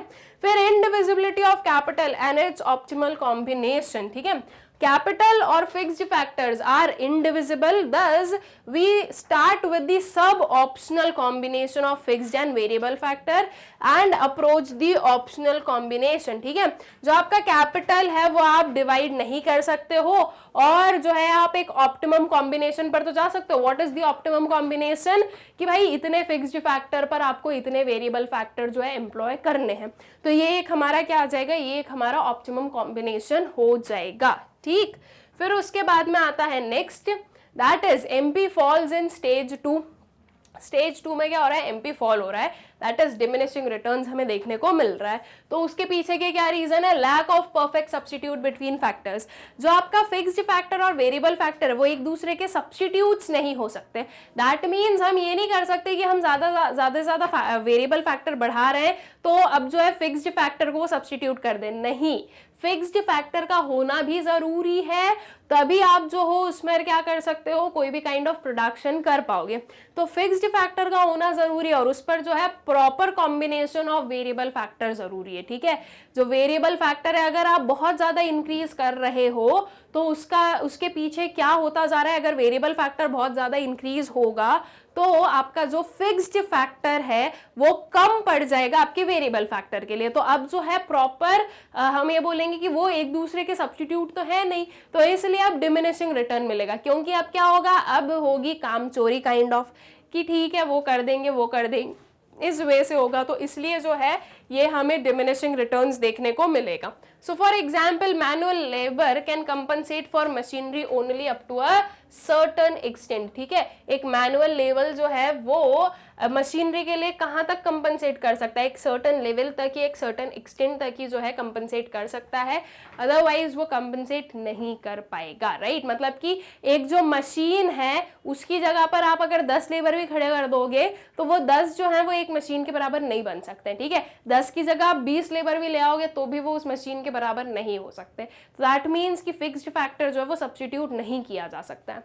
Use beyond optimum capacity, as we move beyond the optimum combination of fixed and variable factor, efficiency falls due to wear and tear, ठीक है। जो एक ऑप्टिमम कैपेसिटी है उसके जो है वो एक प्रॉपर अटेन हो जाती है और फिर उसके बाद में आपको डिमिनिशिंग रिटर्न्स देखने को मिल जाएंगे, क्योंकि अगर आप एक ऑप्टिमम कॉम्बिनेशन के बियॉन्ड चलोगे, फिक्स्ड और वेरिएबल फैक्टर के ऑप्टिमम कॉम्बिनेशन के अगर बियॉन्ड चलोगे तो जो एफिशिएंसी वो फॉल होगी, क्योंकि एक नॉर्मल वेयर एंड टेयर है, जो आपका फिक्स्ड फैक्टर है वो ओवर यूटिलाइज हो रहा है तो इसलिए वो नहीं होगा। उसके बाद में एक जो कॉम्बिनेशन था उसके अबव जा रहे हो तो दैट मीन्स कि वो चीज अब आपको उतना रिटर्न नहीं प्रोवाइड करेगी। फिर fixity of the fixed factor, fixed factor कैसा है, फिक्स्ड है, right, fixity of the fixed factor, आप जो हो अगर वेरिएबल फैक्टर के साथ में फिक्स्ड फैक्टर बढ़ाते तो आपको जो है प्रॉपर रिटर्न्स मिलते, लेकिन आप सिर्फ और सिर्फ वेरिएबल फैक्टर बढ़ा रहे हो और फिक्स्ड फैक्टर नहीं इंक्रीज कर रहे हो, तो फिर ये चीज जो है गलत हो जाएगी, ठीक है। तो इसलिए भी जो है डिमिनिशिंग रिटर्न्स हमें देखने को मिलते हैं। So the amount of fixed factor per unit of variable input falls and efficiency falls, ठीक है। जो अमाउंट ऑफ फिक्स्ड फैक्टर है per unit of variable input वो फॉल होने लगता है, तो इसलिए एफिशिएंसी भी फॉल होती है। मतलब कि पहले जो है फिक्स्ड फैक्टर कितना मिल रहा था वेरिएबल फैक्टर को, पर वेरिएबल फैक्टर को वो ज्यादा था, लेकिन जब वेरिएबल फैक्टर बढ़ेंगे तो फिक्स्ड फैक्टर भी जो है थोड़ा थोड़ा मिलेगा, तो अब इस वे में जो है एफिशिएंसी फॉल होने लगेगी। ऑलराइट, फिर जो इसकी थर्ड स्टेज आती है that is MP is negative in stage 3। तो ये नेगेटिव रिटर्न्स क्यों मिल रहे हैं, when too many variable inputs are employed they come in each other way and efficiency falls, ठीक है। तो जब बहुत सारे वेरिएबल इनपुट्स एम्प्लॉय कर दिए जाते हैं तो वेरिएबल इनपुट्स जो है वो आपस में एक दूसरे के जो है रास्ते में आने लगते हैं, ठीक है। एक दूसरे के मतलब कि सीधी सी बात हो जाती है कि वो ऐसी वाली चीज हो जाती है कि हाँ तू करो, तुम्हारा काम है, हमें क्या करना, ऐसी वाली। मतलब कि फिर क्या हो जाता है कि कोई भी जो है ना एफिशिएंटली वर्क करता नहीं है। तो जब वो दोनों जो वेरियस वेरिएबल फैक्टर्स है वो एक दूसरे के वे में आने लगते हैं, एक काइंड ऑफ जो है कुछ उनके बीच में टसल होने लगते हैं, लड़ाइयाँ होने लगती है, तो फिर ऐसे केस में जो है ये वेरिएबल फैक्टर्स जो है वो एफिशिएंटली वर्क करते नहीं है और इसलिए जो है एफिशिएंसी क्या होती है, फॉल्स होती है, फॉल होने लगती है। So the curve is a rectangular hyperbola, the AFC curve reaches, ये वाली चीज यहाँ पर नहीं आएगी, ठीक, ओके। ये वाला जो है यहाँ से कट कर दीजिएगा, दैट वो सिंपली थोड़ी सी मिस्टेक हो जाती है, तो इसे यहाँ से कट करना, ठीक है। तो आपकी जो है क्या हो रहा है, बिकॉज जो है बहुत सारे वेरिएबल फैक्टर्स आ जाते हैं तो इसके लिए जो एफिशिएंसी है वो हो जाती है फॉल, और जब एफिशिएंसी होती है फॉल तो जो आपके वेरियस जो हम बोलेंगे कि आउटपुट है वो हमें डिक्रीज होता हुआ देखने को मिलता है। All right, so I guess clear ये चीज अच्छे से आप लोगों को। फिर आ जाए नेक्स्ट वाले क्वेश्चन पर। अब नेक्स्ट क्वेश्चन क्या है, supply curve is the rising portion of marginal cost curve over and above the minimum of average variable cost curve. Do you agree? Support your answer with valid reason. क्या बोला जा रहा है कि जो supply curve है वो है rising portion of marginal cost curve over and above the minimum average variable cost curve. जो minimum average variable cost curve है उसके अबव जो हम लोग देखते हैं अपना मार्जिनल कॉस्ट कर्व जो कि राइजिंग साथ दिखता है वो सप्लाई कर्व होता है, ठीक है। या हम बोलेंगे वो सप्लाई कर्व उसके इक्वल हम बोल सकते हैं। तो हमें ये बताना है कि do you agree with your answer या do you agree with this, इसका जो है हमें सपोर्ट के साथ में इसे करना है एक्सप्लेन। तो इसका आंसर हमने लिखा yes, we do agree with the given statement that the supply curve is the rising portion of marginal cost curve over and above the minimum of average variable cost curve. Since no rational producer or seller would like to supply his output to the market if he is unable to recover his per unit variable cost, as it would lead to losses between range of minimum of marginal cost and minimum of average variable cost. क्या हो रहा है, देखो curve कौन सा है हमारा, ये बना हमारा मार्जिनल कॉस्ट का कर्व, ठीक है, और ये बना हमारा एवरेज कॉस्ट का कर्व, ठीक। कुछ ये बना हमारा average cost and marginal cost, ये आपका एवरेज कॉस्ट का मिनिमम हुआ। और इसके बाद में हम देखते हैं कि जो आपका मार्जिनल कॉस्ट है वो आपका एवरेज कॉस्ट से अबव है, ठीक है, उससे ज्यादा होता है, ठीक है। तो अब क्या बोला जा रहा है कि जो सप्लाई कर्व है is the rising portion of marginal cost curve over and above the minimum average cost curve, ठीक है। राइजिंग पोर्शन आप मार्जिनल कॉस्ट का यहां से भी देख रहे हो, लेकिन हम बोल रहे हैं कि जो सप्लाई कर्व है वो आपको ये वाला शो कर रहा है, दैट इज जो आपके मार्जिनल कॉस्ट से अबव आ जाता है वो वाला, ठीक है। अब इस चीज को हमें एक्सप्लेन करना है। तो देखो ये बिल्कुल सही है क्योंकि कोई भी जो सप्लायर है वो लॉस पर अपना जो है प्रोडक्ट नहीं सेल करना चाहेगा, एटलीस्ट उसका जो ये कॉस्ट है वो उसका क्या हो जाना चाहिए, इनकर हो जाना चाहिए, या हम बोले कि वो जो कॉस्ट है वो कंपनसेट हो जाना चाहिए विद दी रेवेन्यू। इसलिए ये जो हमारी स्टेटमेंट है ये बिल्कुल ही करेक्ट है कि हाँ भाई जो एक सप्लायर है वो उस टाइम पर ही सेल करता है, इसलिए वो सप्लाई कर्व हम उसे बोल सकते हैं। तो यहाँ पर वही चीज लिखी, सिंस नो रैशनल प्रोड्यूसर और seller would like to supply his output to the market if he is unable to recover his per unit variable cost, as it would lead to losses between the range of minimum of marginal cost and minimum of average variable cost. All right, I guess clear. Next पर आओ। Next question क्या है, calculate average variable cost at each level of output. हमें find out करना है average variable cost. कैसे करोगे students, MC से एसी पर कैसे जाओगे? तो देखो वी नो कि हम लोग मार्जिनल कॉस्ट से क्या फाइंड आउट कर सकते हैं, टोटल वेरिएबल कॉस्ट कर सकते हैं find out, right. Marginal cost से टोटल वेरिएबल कॉस्ट को कर लेंगे हम फाइंड आउट, और फिर टोटल वेरिएबल कॉस्ट से हम निकाल लेंगे अपना एवरेज वेरिएबल कॉस्ट, ठीक है। तो कैलकुलेट बोला गया है हमें average variable cost. I guess आप लोगों को प्रोसेस क्लियर हो गई है कि आपको क्या करना है, आपको पहले आपका टीवीसी निकालना है, उसके बाद में आप आपका एवीसी फाइंड आउट कर लोगे, ठीक है। तो वी नो कि टीवीसी आप कैसे निकालते हो स्टूडेंट्स, टीवीसी होता है आपका समीशन ऑफ एमसी, है ना। आपका क्या करना है, आपको मार्जिनल कॉस्ट का सम अप करना है, तो चलो कर दो सम अप। ये 13 हमने एज इट इज लिखा, ठीक है। उसके बाद में 13 + 9 करो, ये आ गया आपका 22, ओके। इसी वजह से मैंने आपको बताया सम अप करना है, या तो आप ये करो 13 + 19 22 हुआ, सॉरी 13 + 9 22 हुआ। उसके बाद में नेक्स्ट चाहिए तो 13 + 9 + 8 करोगे तो 30 मिलेगा, या फिर इसकी जगह पर आप क्या कर सकते हो 22 + 8 कर दोगे तो ये मिल गया आपको 30, ठीक।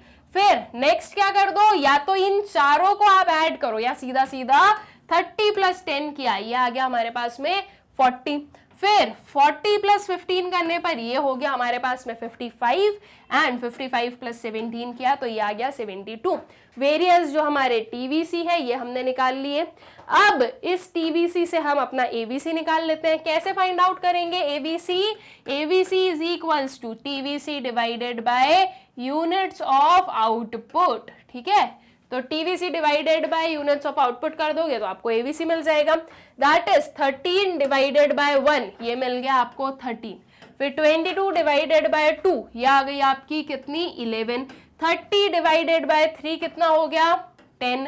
फिर 40 डिवाइडेड बाय 4 आपके पास में आ गया है 10।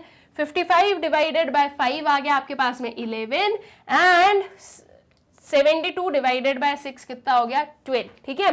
तो ये जो है ये हमारी वेरियस एवीसी की जो वैल्यूज है ये फाइंड आउट हो गई है, ठीक। I guess clear. अब इसी चीज को यहाँ पर लिखा गया है और कुछ नहीं है, जो पूरा ये एक्सप्लेन मैंने आपको किया वही हमने लिख दिया। Since change in TVC divided by Q is nothing but MC, that is if we add MC of successive units we get TVC, ठीक है। ये देखना यहाँ पे चेंज लिखा है, चेंज लिखा है, इट मीन्स हम change in TVC divided by change in Q की बात कर रहे हैं, कंफ्यूज मत होना, ऑल राइट। तो इस वे से जो है हमने अपना एमसी की हेल्प से एवीसी फाइंड आउट कर लिया। एमसी से हम टीवीसी पर आए और टीवीसी से हम एवीसी पर आ गए, all right. I guess clear है ये क्वेश्चन। आगे चले नेक्स्ट वाले क्वेश्चन पर। नेक्स्ट क्वेश्चन है explain the relationship between AP and MP. AP और एमपी के बीच का जो रिलेशनशिप है वो हमें करना है एक्सप्लेन, ठीक है। That is average product and marginal product के बीच का रिलेशनशिप। तो चलो ये आ जाता है हमारा रिलेशनशिप, यहाँ पर आ जाता है उसका डायग्राम। कुछ एमपी कर्व आपका कुछ ये है और एपी कर्व आपका कुछ ये है, ऑल राइट। तो अब आप लोग देख रहे हो कि जहां पर ये दोनों मीट करते हैं, okay, where MP is equals to AP, उस पॉइंट पर हम बोल रहे हैं कि ये दोनों मीट किए हैं और आपका जो एपी है वो उसके कहाँ पर है, एपी जो है वो उसके मैक्सिमम पर है, क्योंकि उस पॉइंट के बाद में आपका एपी होगा क्या, डिक्लाइन। तो एपी उस पॉइंट पर होता है आपके मैक्सिमम पर, ठीक है। So AP increases when MP is greater than AP. AP कब तक बढ़ा, एपी तब तक इंक्रीज होता है जब तक जो एमपी है वो एपी से ग्रेटर है। टिल दिस पॉइंट आपका जो एमपी है वो ज्यादा है एपी से, तो आप देख रहे हो कि इस पॉइंट तक जो है आपका एपी भी इंक्रीज हो रहा है। तो फर्स्ट वाला हमने बताया कि एपी कब तक राइज होता है, जब तक MP is greater than AP हो।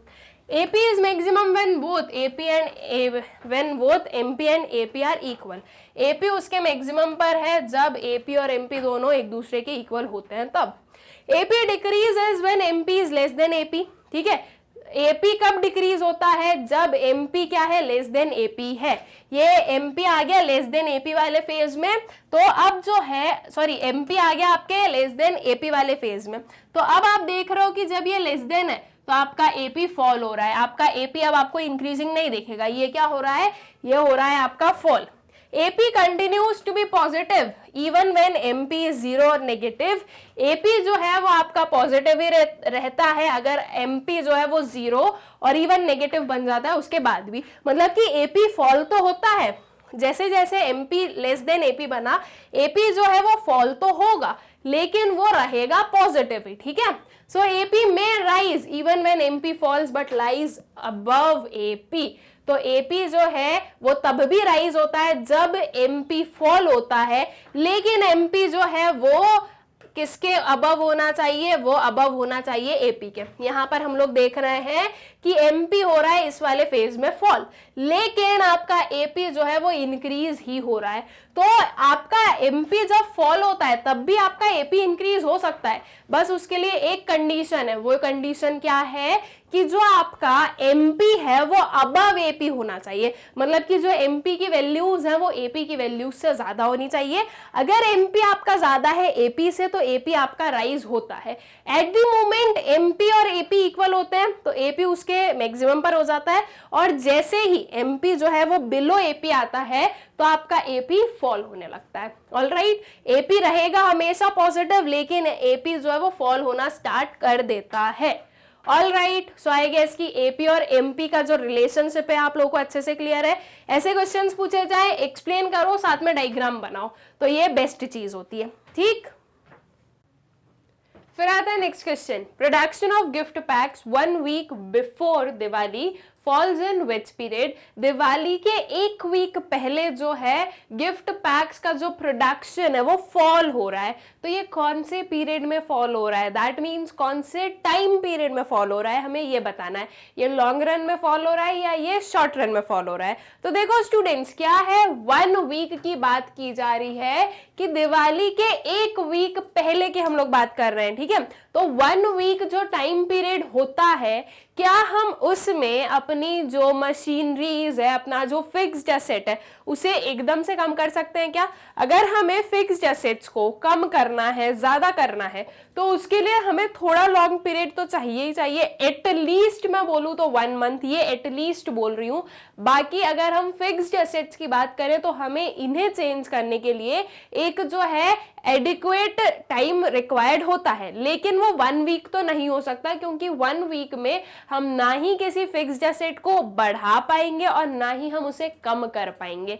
तो अगर 1 वीक पहले अगर प्रोडक्शन जो है वो रिड्यूस हो रहा है, वो फॉल हो रहा है, तो ये कौन से पीरियड की बात हो रही है? ये बात हो रही है आपके शॉर्ट रन पीरियड की। All right, I guess clear हो गई ये चीज आप लोगों को। अब इसका आंसर देखो, production of gift packs during Diwali season will fall under short period. ठीक है, कौन से पीरियड में ये फॉल होगी? शॉर्ट पीरियड में फॉल होगी। As the period of Diwali is of 1 week, so in this period only variable factors like material, labor, etc. can be increased. Fixed factors like new plant and machinery cannot be increased. Hence production period relates to due short period. ठीक है, तो that means what, वही चीज हमने यहाँ पर बताई कि शॉर्ट पीरियड हम इसे कैसे बोल रहे हैं। शॉर्ट पीरियड हम उसे क्यों बोल रहे हैं? क्योंकि ये जो 1 वीक का टाइम पीरियड है, इसमें हम सिर्फ और सिर्फ जो वेरिएबल फैक्टर्स हैं इन्हें चेंज कर कर सकते हैं, फिक्स्ड फैक्टर्स को चेंज नहीं कर सकते। और अगर किसी भी टाइम पीरियड में आपके जो फैक्टर्स ऑफ प्रोडक्शन है अगर वो ऐसे डिवाइड हो जाए वेरिएबल एंड फिक्स्ड, तो दैट सिंपली मीन्स कि ये जो है आपका एक शॉर्ट टाइम पीरियड की हम लोग बात कर रहे हैं, शॉर्ट रन की बात हो रही है। लेकिन जब हम बोलते हैं कि फिक्स्ड फैक्टर्स को भी हम जो है इजीली चेंज कर देंगे, तो वो हमारा जो है लॉन्ग रन का टाइम पीरियड आ जाता है। All right, so I guess clear हो गया ये क्वेश्चन। देखो ऐसे क्वेश्चंस को आपको इसी अप्रोच से लेकर जाना है, इसी माइंडसेट से लेकर जाओ। एकदम जो प्रैक्टिकल चीज है वही सोचो कि देखो यार, एक वीक में आप ना कोई भी एक लैंड नहीं खरीद सकते हो। उस लैंड को खरीदने के लिए अगर कोई भी पर्सन अगर एक लैंड खरीदता है तो वो पहले बहुत सोचेगा समझेगा, वो जो है अलग अलग जगह विजिट करेगा, वो बातें जिससे भी खरीदना उससे जो है पूरा एक कॉन्ट्रैक्ट होगा। ये सारी चीजें होते होते होते होते टाइम लगता है। ये 1 वीक का टाइम पीरियड बहुत ही कम होता है उसके लिए, ठीक है। पूरे जो है उसके लिए एग्रीमेंट्स बनना, फिर उसके बाद में वो एग्रीमेंट्स को पढ़ना, जो भी आपका कॉन्ट्रैक्ट है वो होना, आपका एक जो है पहले आप देखोगे सर्च करोगे, तो ये सारी चीजें होते होते टाइम लगती है, ठीक है। तो इसलिए 1 वीक में ये पॉसिबल ही नहीं है। तो बस उसी माइंडसेट से चलो कि देखो यार 1 वीक में जो है एक कोई लैंड हम नहीं खरीद सकते, सो दैट मीन्स हम फिक्स्ड फैक्टर्स को इंक्रीज या डिक्रीज नहीं कर सकते। आप अगर 1 वीक में खरीद नहीं सकते तो आप 1 वीक में जो है उसे सेल भी नहीं कर सकते हो, कि एकदम से आप कोई भी आपका फिक्स्ड एसेट कम नहीं कर सकते हो। उसके लिए भी जो है प्रॉपर टाइम चाहिए आपको, प्रॉपर आपके जो है परचेजर्स चाहिए होंगे जो कि उसे परचेज कर लेंगे, आप उसे सेल कर दोगे, तो ये सब कुछ जरूरी होता है। सो ऐसे टाइम पीरियड को, अब इस क्वेश्चन के अकॉर्डिंग ऐसे टाइम पीरियड को हम क्या बोलेंगे, this is a short run time period, ठीक है। फिर नेक्स्ट वाले क्वेश्चन पर आ जाओ। What will be the impact on returns to factor if the ideal factor ratio is broken?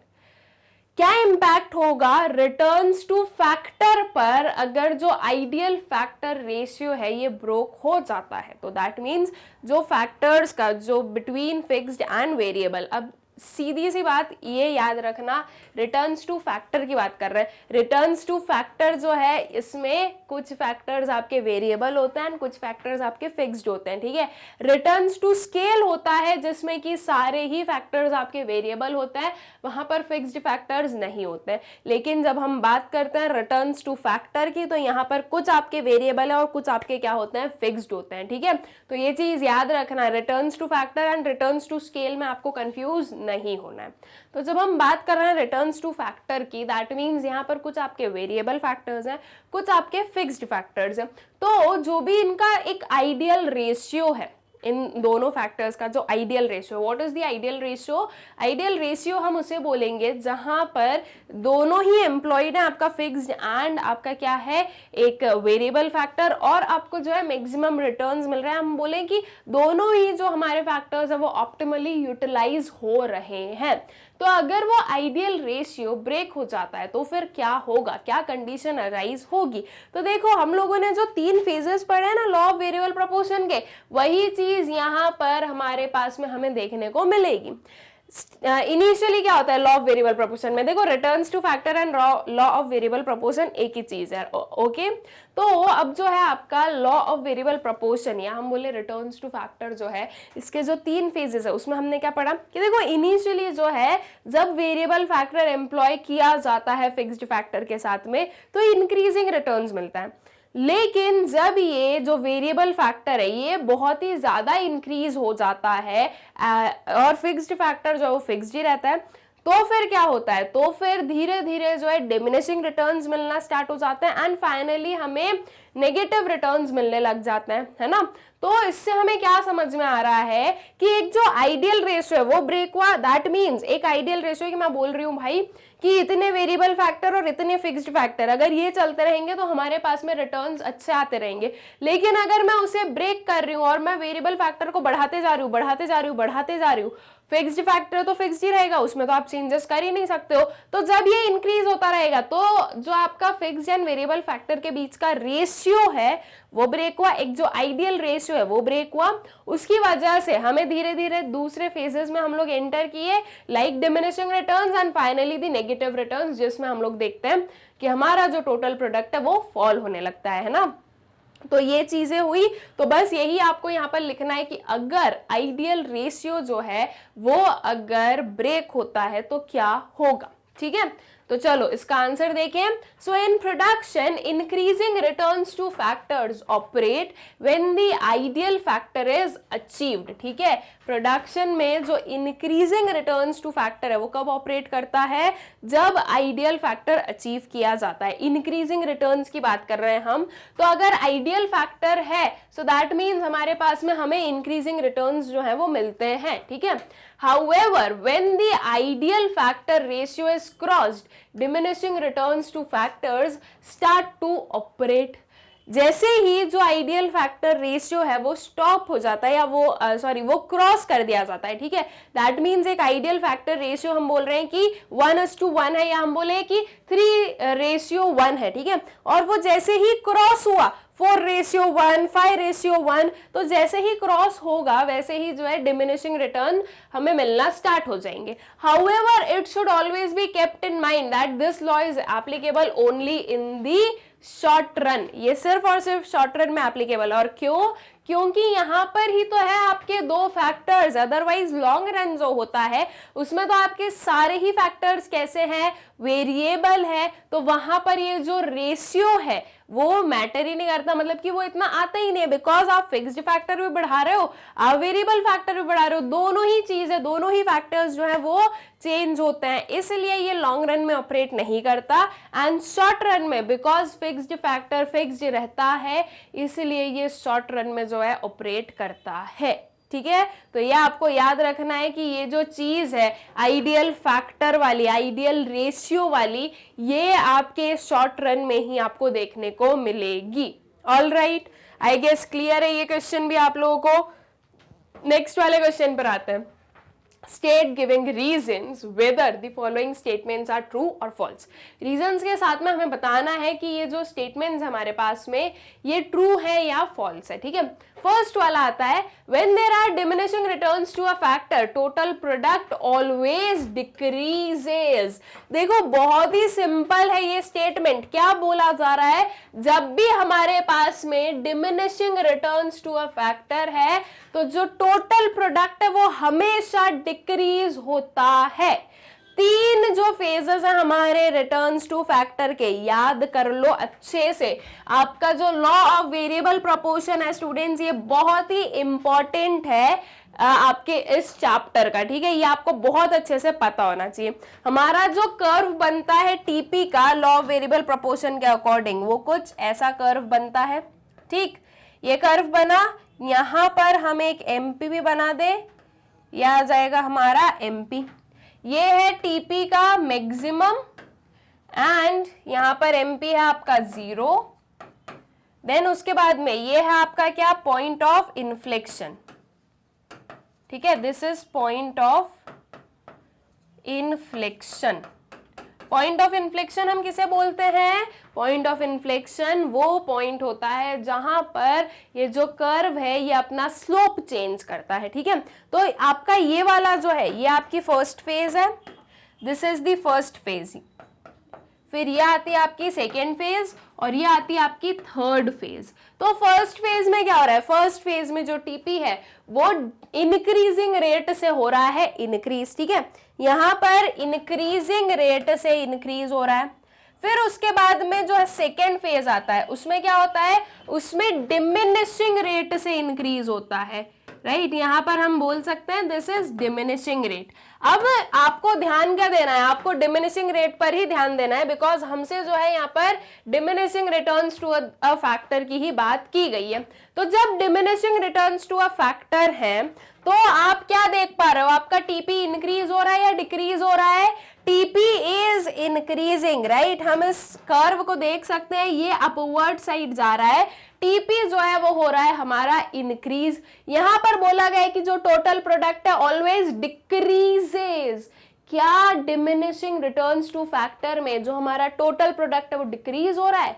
Not at all. Diminishing returns to factor में भी जो हमारा टोटल प्रोडक्ट है वो इंक्रीज ही होता है। जब हम बोलेंगे कि जब negative returns to a factor होता है तब आपका टोटल प्रोडक्ट जो है वो फॉल होता है। तो दैट मीन्स आपकी ये जो फर्स्ट वाली स्टेटमेंट है ये क्या है? ये आपकी फॉल्स स्टेटमेंट है, because total product do not या does not decreases when does not decreases under diminishing returns to a factor, ठीक है? It increases at a diminishing rate। तो ये जो है आपका फर्स्ट वाला, ये क्या आ जाएगा? This would be false. फिर सेकेंड वाला आता है total product will increase only when marginal product increases. देखो फिर से वही चीज आ गई कि ये बोल रहे हैं कि टोटल प्रोडक्ट तो सिर्फ तभी इंक्रीज होगा जब मार्जिनल प्रोडक्ट इंक्रीज होता है। ये मान लो ये है हमारा एक point of inflection, that means यहाँ पर इंक्रीजिंग जो है इंक्रीजिंग रेट से अब डिमिनिशिंग रेट पर हो गए शिफ्ट। यहां से मैं एक लाइन बना दूं, ये है हमारा क्या? मैक्सिमम ऑफ टीपी, ये बना मेरा एमपी, ठीक है? ये हम एमपी बना दें, यहां पर ये आ गई हमारी एमपी। अब हम लोग क्लियरली देख सकते हैं कि इस वाली प्लेस पर आपका एमपी हो रहा है फॉल, बट टीपी जो है वो क्या हो रहा है? टीपी हो रहा है इंक्रीज, राइट? और आपका ये जो है क्या बोल रहा है कि total product will increase only when marginal product increases. तो क्या टोटल प्रोडक्ट सिर्फ उसी टाइम पर इंक्रीज हो रहा है जब मार्जिनल प्रोडक्ट इंक्रीज होता है? नहीं, हम देख रहे हैं मार्जिनल प्रोडक्ट तो फॉल हो रहा है but still total product is increasing. So that means आपकी जो सेकेंड वाली स्टेटमेंट है वो भी क्या है? आपकी सेकेंड वाली स्टेटमेंट भी है फॉल्स, ठीक है? तो ये दोनों ही आंसर हमने लिखे फॉल्स में। अब इसका प्रॉपर जो एक्सप्लेनेशन है वो लिख दें। तो false in a situation of diminishing returns to a factor, marginal product tends to fall, which implies that total product should be increasing though at the diminishing rate, ठीक है? जब हम बात करते हैं diminishing returns to a factor की, तो इसका मतलब है कि marginal product तो उसमें हो रहा है fall, और जब marginal product fall हो रहा है तो ये imply करता है कि जो total product है वो increase हो रहा है eight a diminishing rate, that means वो डिक्रीज नहीं हो रहा है, इसलिए हमने इसे लिखा है क्या? फॉल्स। फिर जो इसी की सेकेंड स्टेटमेंट आती है वो भी फॉल्स आएगी। Total product will also increase when marginal product decreases, ठीक है? In that case total product increases at the diminishing rate. क्या बोल रहे हैं हम अपनी सेकेंड वाली स्टेटमेंट का जो एक्सप्लेनेशन है वो कि टोटल प्रोडक्ट जो है वो तब भी इंक्रीज होता है जब मार्जिनल प्रोडक्ट डिक्रीज होता है, और ऐसे केस में जो आपका टोटल प्रोडक्ट है वो इंक्रीज कौन से रेट पर होता है? डिमिनिशिंग रेट पर होता है increase. All right, I guess clear हो गया क्वेश्चन आप लोगों को? दैट इज कि ये जो हमारे ट्रू और फॉल्स हमें बताने थे, आई गेस क्लियर हो गए। एकदम इजी से क्वेश्चन थे, एकदम जो है लॉजिक बेस्ड था। अगर आपने पढ़ा है तो आपको बिल्कुल समझ में आ जाएगा कि आपको करना क्या है और कैसे करना है, ठीक है? तो आई गेस ये चीज क्लियर है, ये जो क्वेश्चन है ये आप लोगों को क्लियर है। फिर नेक्स्ट वाले क्वेश्चन पर आ जाते हैं। अब नेक्स्ट क्वेश्चन है, explain the relationship between marginal cost and average cost using diagram. Marginal cost और एवरेज कॉस्ट के का जो रिलेशनशिप है वो करना है हमें explain with the help of a diagram, ठीक है? तो देखो ये बनाया हमने कुछ अपना डायग्राम जिसमें हम एवरेज कॉस्ट और मार्जिनल कॉस्ट का जो कर्व है ये बनाने वाले हैं। ये आया हमारा एवरेज कॉस्ट का कर्व और ये आ गई हमारी मार्जिनल कॉस्ट का कर्व, ठीक है? अब हमें बताना है इन दोनों के बीच का रिलेशनशिप, दैट क्या हमें देखने को मिलता है। तो देखो स्टूडेंट्स, आपको जो है ना कर्व वगैरह याद होने चाहिए, ये जो सारी डायग्राम्स हैं ये अच्छे से याद होना चाहिए हर एक चीज का।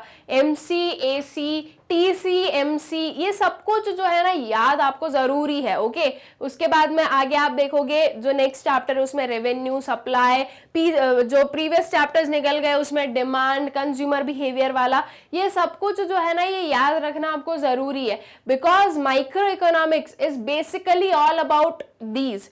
ये ग्राफ्स, आपके जो फंक्शनल रिलेशनशिप्स हैं वो, वेरियस काइंड ऑफ लॉज, ठीक है? इन्हीं पर जो है आपका माइक्रो इकोनॉमिक्स बेस्ड है। तो ये चीजें आप लोगों को अच्छे से आनी चाहिए। देन रिलेशनशिप देखें तो देखो ये रिलेशनशिप पर आते हैं। When AC falls MC is lower than AC। यहाँ पर हम देख रहे हैं कि AC क्या हो रहा है, AC हो रहा है फॉल। तो जब AC फॉल हो रहा है तो हमें क्या समझ में आ रहा है, हमें समझ में आ रहा है कि जब AC फॉल हो रहा है तो MC जो है वो लेस देन है आपके AC के, बिकॉज जब AC उसके मिनिमम पर है तब तो AC is equals to MC हो जाएगा, ठीक। और फिर उसके बाद में जब MC अबव किसके है, AC के, तो AC जो है वो आपको राइज होता हुआ दिखेगा, ठीक है। एट द पॉइंट जब MC आपके किसके अबव चला जाएगा, AC के, तो उसके बाद में आप देखोगे कि AC जो है वो राइज हो रहा है। एंड हमेशा MC और AC दोनों एक दूसरे के इक्वल कब आते हैं, जब AC उसके मिनिमम पर होगा उस टाइम पर, ठीक है। देखो total product and marginal product का जो हम लोगों ने रिलेशनशिप देखा है वही एग्जैक्टली सेम रिलेशनशिप हमें यहाँ पर बताना है, बस डिफरेंट ये होगा, डिफरेंस ये आएगा इसमें कि ये जो कर्व्स हैं वो अलग हैं, ठीक है। ये आपके AC और MC कर्व है, और अगर वही मैं AP और MP का कर्व बनाऊं तो वो हमारे पास में ऐसे वाले कर्व्स आते हैं, ठीक। तो इसलिए जो है बस ये कर्व्स थोड़े से डिफरेंट है, बाकी जो कंसेप्ट है वो सेम है। इसी को अगर मैं क्या कर दूं, फ्लिप कर दूं, ठीक है, तो हमारा जो है AP MP का कर्व बन जाएंगे। तो बस वही चीज जो है आप लोगों को ध्यान रखनी है कि आपके जो कंसेप्ट है वो सेम है, ठीक है। यहाँ पर रिलेशनशिप सेम आने वाले हैं, जहां जहां पर AC है वहां पर हमने AP MP में देखा AP है, ये MC की जगह पर MP है, ठीक है। तो इस केस में अगर आपको एक अच्छे से याद हो गया तो आप दूसरे और अच्छे से जो है याद रख सकते हो, लेकिन ग्राफ्स में थोड़ा सा ध्यान देना कि ग्राफ थोड़े आपके अलग आएंगे, ठीक है। फिर उसके बाद में when AC rises MC is greater than AC, जब AC राइज होता है तो MC जो है वो क्या है, ग्रेटर देन AC है, ठीक है। उसके बाद में नेक्स्ट वाला क्या है हमारा, when AC is constant and minimum MC is equal to AC, जब AC कांस्टेंट है और क्या है, मिनिमम पर है उसके, तो जो MC है वो किसके इक्वल है, वो जो MC है वो आपके AC के इक्वल होगा, वही चीज जो अभी अभी मैंने आपको बताई। फिर उसके बाद में आता है MC is always to the left of AC and cuts AC from its lowest point। MC जो है वो हमेशा किसके लेफ्ट में रहेगा, AC के लेफ्ट में रहेगा, और AC को कट करता है उसके लोएस्ट पॉइंट पर। देखो अब लेफ्ट में रहेगा इन द सेंस कैसे, यहाँ पर अगर मैं फर्स्ट वाला पॉइंट देखूं तो ये कुछ हमारा बना है, ठीक है। एक स्लाइड सा ही डिफरेंट सही, लेकिन लेफ्ट में है। यहाँ पर आप देखोगे कि आपका जो MC है वो आपके किसके, AC के लेफ्ट में आता है, और MC आपके AC को लोएस्ट पॉइंट से कट करता है, दैट इज AC का वो होता है मिनिमम पॉइंट। तो वो चीज तो हमें पता है, राइट, वो अभी ये थर्ड वाले में हम लोगों ने पढ़ ली है। तो ये कुछ हमारे क्या हो गए, रिलेशनशिप्स हो गए बिटवीन AC एंड MC, ठीक। आई गेस क्लियर है अच्छे से आप लोगों को। फिर आ जाए नेक्स्ट वाले क्वेश्चन पर। तो अब जो नेक्स्ट वाला क्वेश्चन है वो आता है कुछ ये हमारे सामने। The question is complete the following table. इस टेबल को हमें करना है कंप्लीट। यहाँ पर हमारे पास में गिवन है आउटपुट, मार्जिनल कॉस्ट है जिसमें कुछ गिवन है, कुछ फाइंड आउट करना है, एवरेज वेरिएबल कॉस्ट है, एवरेज फिक्स्ड कॉस्ट है, एंड एवरेज कॉस्ट है, ठीक। अब आप इसको कैसे फाइंड आउट करने वाले हो, देखो एकदम सिंपल सा तरीका बताती हूं मैं आपको। वी नो कि एवरेज कॉस्ट कर्व है ना, अगर एवरेज फिक्स्ड कॉस्ट की हम लोग बात कर रहे हैं तो दैट मीन्स इसको फाइंड आउट कैसे किया गया है, इसको फाइंड आउट किया गया है total fixed cost divided by units of output, right. इस वे से जो है आपने जो है आपका एवरेज फिक्स्ड कॉस्ट निकाला है। नाउ आपका जो टोटल फिक्स्ड कॉस्ट है स्टूडेंट्स वो क्या रहता है, वो फिक्स्ड ही रहता है ना। जो फिक्स्ड कॉस्ट है वो चेंज नहीं होता है, for every level of output वो सेम रहने वाला है। तो आपके पास में यहाँ पर गिवन है दूसरे, ये 30 गिवन है। अगर मुझे इस वाली प्लेस कर, जब एवरेज फिक्स्ड कॉस्ट 30 है और यूनिट्स ऑफ आउटपुट 3 है, अगर मुझे अपना टोटल फिक्स्ड कॉस्ट निकालना तो मैं निकाल सकती हूँ, बिल्कुल इजीली निकाल सकती हूँ। देखो total fixed cost is equals to क्या हो जाएगा, average fixed cost multiplied by units of output, ठीक है। So that means 30 multiplied by ये हो गया हमारा 3। सो 30 इंटू 3 क्या हो जाएगा, दैट वुड बी 90। तो आपका टोटल फिक्स्ड कॉस्ट आ गया है 90। अब अगर मुझे वो रिमेनिंग दो जगहों की क्या निकालनी है, अपनी एवरेज फिक्स्ड कॉस्ट निकालनी, तो मैं इजीली निकाल सकती हूँ। करना क्या है, total fixed cost divided by output, तो ये मैंने किया 90 डिवाइडेड बाय आउटपुट है 2, और ऊपर वाले में हम करेंगे 90 डिवाइडेड बाय 1। तो यहां पर हमारी जो एवरेज फिक्स्ड कॉस्ट है वो निकल जाएगी। अब एवरेज फिक्स्ड कॉस्ट आ जाएगी, कोई दिक्कत नहीं है। उसके बाद में आपके पास में एक है एवरेज कॉस्ट और एक है एवरेज वेरिएबल कॉस्ट। अब आप सेकेंड एप्लीकेशन क्या करोगे वो समझते हैं। हमें पता है कि average cost is equal to average variable cost plus average fixed cost, right. ये आप लोगों को अच्छे से पता है ना कि अगर हम एवरेज वेरिएबल कॉस्ट और एवरेज फिक्स्ड कॉस्ट को कर दे ऐड, तो हमें मिल जाएगा क्या, अपना एवरेज कॉस्ट, ठीक है। तो अब उसी वे से हमें चलना है। जैसे कि यहाँ पर 90 डिवाइडेड बाय 1 आंसर आ जाएगा मेरा 90। अब मेरे पास में इस वाली प्लेस पर अपना जो एवरेज वेरिएबल कॉस्ट है ये नहीं है, एवरेज कॉस्ट है, एवरेज फिक्स्ड कॉस्ट है। तो मैं इजीली फाइंड आउट कर सकती हूँ, 140 माइनस 90 कर दूंगी तो एवरेज वेरिएबल कॉस्ट आ जाएगा, बिल्कुल इजीली आ जाएगा।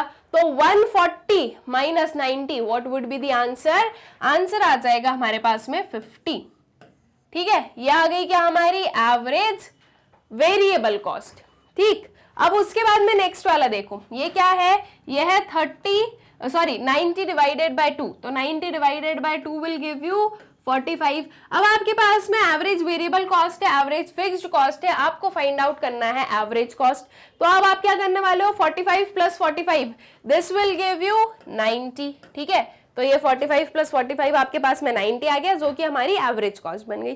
फिर मैं नेक्स्ट वाला देखूं तो यहाँ पर ना तो मेरे पास में एवरेज वेरिएबल कॉस्ट गिवन है और ना ही मेरे पास में एवरेज कॉस्ट गिवन है। तो अब मैं इसे कैसे फाइंड आउट करूंगी, तो इस केस में अब हमारे पास में गिवन है अपना मार्जिनल कॉस्ट। अब इस मार्जिनल कॉस्ट की हेल्प से हम कैसे फाइंड आउट करेंगे, इस चीज को मैं आपको एक्सप्लेन करती हूं, लेकिन एट प्रेजेंट अभी के लिए इस वाली प्लेस को आप छोड़ दो। जो बाकी सीधे सीधे गिवन है हम पहले उन्हें फाइंड आउट कर लें, उसके बाद में जो है मैं आपको इसका जो कैलकुलेशन है वो बता देती हूँ, ठीक है। So for now we have skipped this जो है हमारा average variable cost 3 units of output पर, और जो एवरेज कॉस्ट है 3 यूनिट्स ऑफ आउटपुट पर, इसे अभी हम लोग कर रहे हैं स्किप, ठीक है। फिर नेक्स्ट वाला हमें फाइंड आउट करना है, नेक्स्ट वाला जो हमारा एवरेज कॉस्ट है। तो आपके पास में यहाँ पर एवरेज वेरिएबल कॉस्ट भी और एवरेज जो है फिक्स्ड कॉस्ट भी है। तो आपको क्या कर देना है, आपको कर देना है 48 प्लस 22.5, ठीक है। इन दोनों को ऐड कर दो तो आपके पास में आंसर आ जाएगा 70.5, ठीक है। तो ये आ गया आपका 70.5। This is your next average cost. फिर नेक्स्ट वाले में क्या कर दोगे, फिर से आपके पास में एवरेज वेरिएबल कॉस्ट है, एवरेज फिक्स्ड कॉस्ट है, तो अब जो है आप एवरेज कॉस्ट निकाल लोगे आपका। फिर से आपको क्या करना है, यही एडिशन करना है, 52 प्लस 18 आप लोग करोगे तो ये कितना आ जाएगा, ये आ गया आपका 70। तो ये आ गई मेरी average cost 70। All right, I guess इतना क्लियर है। ये चीज मैं यहाँ से रब कर देती हूँ ताकि कंफ्यूजन थोड़ा कम हो आपको। अब हमारे पास में बचा क्या है, अब हमारे पास में बचा अपना एवरेज कॉस्ट को फाइंड आउट करना एंड जो मार्जिनल कॉस्ट को फाइंड आउट करना, एंड जो ये एक एक हमने एवरेज वेरिएबल और total average variable cost and average cost जो लीव किए। नाउ देखो स्टूडेंट्स, जो आपका मार्जिनल कॉस्ट है वो आपको कहाँ से मिलेगा, वो आपको मिलेगा आपके TVC से, that is total variable cost से। तो अब आप क्या करोगे, अब आप फाइंड आउट करोगे आपका टोटल वेरिएबल कॉस्ट। कैसे करोगे, देखो यहाँ पर मैं एक TVC का जो है कॉलम बना देती हूँ टोटल वेरिएबल कॉस्ट का। आपके पास में एवरेज वेरिएबल कॉस्ट है, तो average variable cost multiplied bye output will give you total variable cost. So 50 multiplied by 1, ये आ गई आपकी 50, 45 इंटू 2, ये आ गई आपकी 90। ये वाली प्लेस पर हमें नहीं पता है कि क्या है, क्योंकि एवरेज वेरिएबल कॉस्ट है नहीं, लेकिन हमें पता है कि टोटल वेरिएबल कॉस्ट क्या होता है, summation of marginal cost, right. तो इस 90 में मैं क्या ऐड करूंगी, इस 45 को, तो 90 plus 45 will give me total variable cost, ठीक है।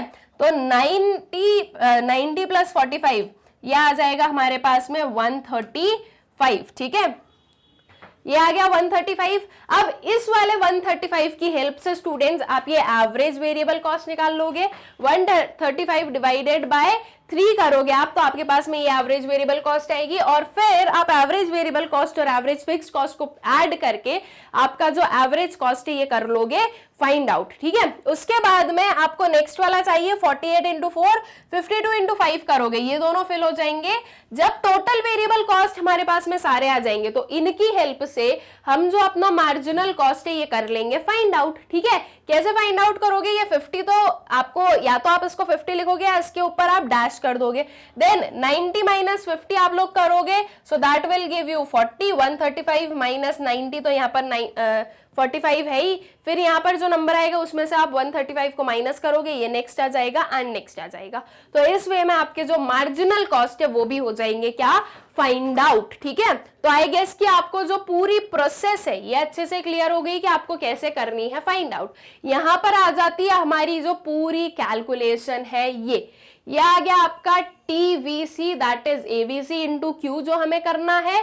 यहां पर आएगा आपका TFC that is AFC into Q जो कि हमें करने की जरूरत थी, तभी हमारे पास में ये जो वेरियस वेरियस AFC है ये हमें मिले थे। ठीक है, और बाकी की चीजें हम कर लेंगे फिर उसी वे में फाइंड आउट। देखो ये MC TVC N minus TVC N minus 1 करके ये फिगर्स मिले 50, 40, 45।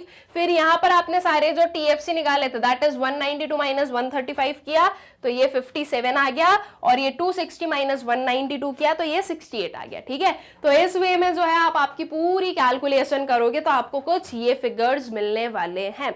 आई गेस कि आप लोगों को अच्छे से क्लियर हो गया ये क्वेश्चन कि आपको कैसे करना है इसे। तो फिर अब इसके साथ में हम लोग अपने नेक्स्ट वाले क्वेश्चन पर चलते हैं। ठीक है, आई गेस कि अच्छे से क्लियर हो गए कि कहाँ से क्या आपको पहले फाइंड आउट करना है, कैसे आप जो हो ये ऐसे इनकम्प्लीट टेबल्स को करते हो कंप्लीट। तो अब आते हैं नेक्स्ट क्वेश्चन पर जो कि है एक case study based question. So case study is what? Basically ये एक काइंड ऑफ पैसेज है जिसको आपको पढ़ना है और इसके बाद में जो इसके फॉलोइंग कुछ क्वेश्चंस होंगे वो आपको करने होंगे आंसर। ठीक है, इसके बेसिस पर इफ इन केस कि आपके जो क्वेश्चंस है वो इससे पूछे जाएं तो जब आपका हिंदी इंग्लिश के एग्जाम्स में अनसीन पैसेजेस आते हैं तो वो मोस्टली ऐसे ही आते हैं कि भाई वो अनसीन होते हैं, आपको कोई भी आइडिया नहीं होता है उनके बारे में, तो आपसे जो है पूरा पैसेज पूछा जाता है, उसके बाद में उससे रिलेटेड क्वेश्चंस पूछे जाते हैं और उन क्वेश्चंस को आप उस पैसेज में से करते हो आंसर। लेकिन जब ये किसी सब्जेक्ट में एज अ केस स्टडी पूछे जाते हैं तो आप लोगों से ये बिल्कुल एक्सपेक्ट किया जाता है कि आपसे हम पूछेंगे इस केस स्टडी के अपार्ट जो क्वेश्चंस है उन्हें, और आपको उन्हें आंसर करना होगा। क्यों करना होगा भाई? क्योंकि वो क्वेश्चंस जो है वो आपके सिलेबस का पार्ट है, इसलिए। ठीक है, तो सिंपल सी चीज है कि आपसे ये जो केस स्टडीज पूछी जाती है ये आपके सिलेबस का ही पार्ट होती है, लेकिन द थिंग इज कि जरूरी नहीं है कि इससे रिलेटेड जो क्वेश्चन पूछे वो इसी पर बेस्ड हो, वो आपके सिलेबस में कहीं से भी हो सकता है, वो आपके चैप्टर के किसी भी पार्ट से हो सकते हैं। तो आपसे बिल्कुल एक्सपेक्ट किया जाएगा कि आप उसका आंसर करो, बिकॉज हम आपके एग्जाम में आपसे आपके सिलेबस से कहीं से भी कुछ भी क्वेश्चन पूछेंगे। ठीक, तो बस वही चीज यहाँ पर है। हो भी सकता है कि क्वेश्चन आपके केस स्टडी से हो भी सकता है कि क्वेश्चन जो है वो आपके चैप्टर से कहीं से हो। ठीक है, नाउ एक चीज जो मैं हमेशा आपको बोलती हूँ कि आपको सबसे पहले क्या करना है, सबसे पहले आपको ऐसे क्वेश्चंस में, ऐसे केस स्टडी बेस्ड क्वेश्चंस में क्वेश्चंस को पहले पढ़ना है, फिर आपको केस स्टडी पढ़नी होगी। ठीक है, एट प्रेजेंट मैं पहले केस स्टडी पढ़ूंगी फिर क्वेश्चन पर जाऊंगी, बिकॉज वो बहुत ज्यादा जो है ना हॉस्पॉच हो जाएगा, इसलिए मैं एट प्रेजेंट केस स्टडी पहले पढ़ रही हूँ। लेकिन जब आपके पास में क्वेश्चन पेपर आएगा तो आपको क्या करना है, आपको पहले क्वेश्चंस को पढ़ना है, फिर आपको जो है पैसेज को पढ़ना होगा। ऑल राइट, आई गेस अच्छे से क्लियर है ये चीज। तो चलो अब जो है इस पैसेज को पढ़ते हैं। So read the following passage and answer the questions from 18 to 23 that follows. क्या है question? The production function exhibits technological relationships between physical inputs and output and is thus said to belong the domain of engineering। ठीक है, क्या बोला जा रहा है भाई कि जो प्रोडक्शन फंक्शन है वो एक टेक्नोलॉजिकल रिलेशनशिप जो है वो एग्जिबिट करता है, किसके बीच में? Between physical input and output के बीच में। सो बिकॉज यहाँ पर हम ये यूज कर रहे हैं टेक्नोलॉजिकल रिलेशनशिप्स, तो इसलिए हम बोल रहे हैं कि ये कहा जाता है कि जो आपका प्रोडक्शन फंक्शन है वो कौन से डोमेन को बिलोंग कर रहा है, that is belonging to engineering, ठीक है। Professor Stigler does not agree with this commonly held view. Okay, ये जो प्रोफेसर है ये इस कॉमनली हेल्ड व्यू से एग्री नहीं करते हैं। अब वो क्या बोलता है वो भी समझते हैं कि वो क्या बोल रहे हैं भाई। So the function of management is to sort out the right type of combination of inputs for the quantity of outputs he desire. अब इनके अकॉर्डिंग जो प्रोडक्शन फंक्शन है वो क्या है, इनके अकॉर्डिंग जो फंक्शन है वो क्या है, एक मैनेजमेंट है, ठीक है। किस चीज का मैनेजमेंट है, ये सॉर्ट आउट करने के लिए कि जो राइट टाइप ऑफ कॉम्बिनेशन है ऑफ इनपुट एंड आउटपुट वो क्या हो सकता है। मतलब कि जितना भी आउटपुट इन्हें चाहिए उस आउटपुट को प्रोड्यूस करने के लिए क्या कॉम्बिनेशन ऑफ इनपुट्स की रिक्वायरमेंट है, वो जो type of combination of inputs है इसे हम बोलते हैं पूरा ये जो है एक फंक्शन ऑफ मैनेजमेंट है, ठीक है। या इसे हम बोलेंगे कि ये है एक production function. So for this he has to know the prices of its inputs and the techniques to be used for producing a specified output within a specified period of time। और इस चीज को करने के लिए ये जो professor स्टिगलर है इन्हें क्या चाहिए, इन्हें जो है वेरियस प्राइजेस की जरूरत है ऑफ द इनपुट्स और जो टेक्निक्स है जो कि यूज की जाती है प्रोडक्शन में, ठीक है। किस चीज के प्रोडक्शन में, जो भी स्पेसिफाइड आउटपुट है, जो भी आपको आउटपुट प्रोड्यूस करना है उसमें, और कितने टाइम पीरियड में प्रोड्यूस करना है। तो अगर मुझे 10 दिन में प्रोडक्शन करना है तो मुझे कौन सी टेक्निक यूज करनी है उस चीज का भी मुझे पता होना चाहिए। All these technical possibilities are derived from applied sciences but cannot be worked out by technologists or engineers alone, ठीक है। ये जो सारी हमारी ये जो टेक्निकल पॉसिबिलिटीज है, यहाँ पर ये टेक्निक वेक्निक जो भी चीज है, ठीक है, प्राइजेस पता करना, टेक्निक्स वगैरह, तो ये जो सारी टेक्निकल पॉसिबिलिटीज है ये डिराइव की जाती है अप्लाइड साइंस से। लेकिन सिर्फ और सिर्फ जो है टेक्नोलॉजिस्ट और इंजीनियर्स जो है वो इस काम को अकेले नहीं कर सकते हैं, ठीक है। तो अगर टेक्नोलॉजिस्ट इंजीनियर्स लोग जो हैं वो अगर इस काम को अकेले नहीं कर सकते तो फिर इन्हें और क्या चाहिए। So the entrepreneurs also provide productive services, ठीक है। अब इनके अलावा these technologists and engineers के अलावा जिसकी जरूरत है या जो अपनी सर्विसेज प्रोवाइड करते हैं वो कौन है, वो है entrepreneurs, ठीक है। And they are far from standardized. Some men can get gang of workers to do their best, others are the better at luring customers, still others at borrowing money, and each will have a different production function, ठीक है।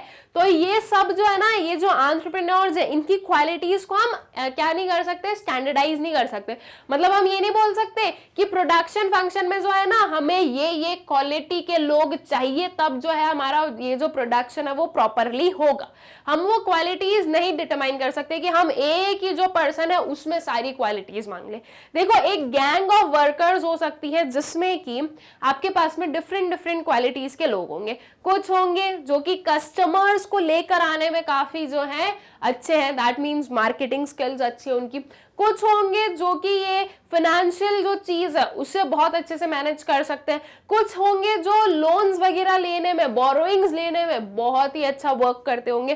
तो ऐसे करके हर एक person के पास में अलग अलग क्वालिटीज होती है और ये सारे जो लोग हैं जब एक साथ में मिलते हैं तो ये सब जो है एक प्रोडक्शन फंक्शन को क्या करते हैं, उसे जो है कंप्लीट करने में करते हैं हेल्प, ठीक है।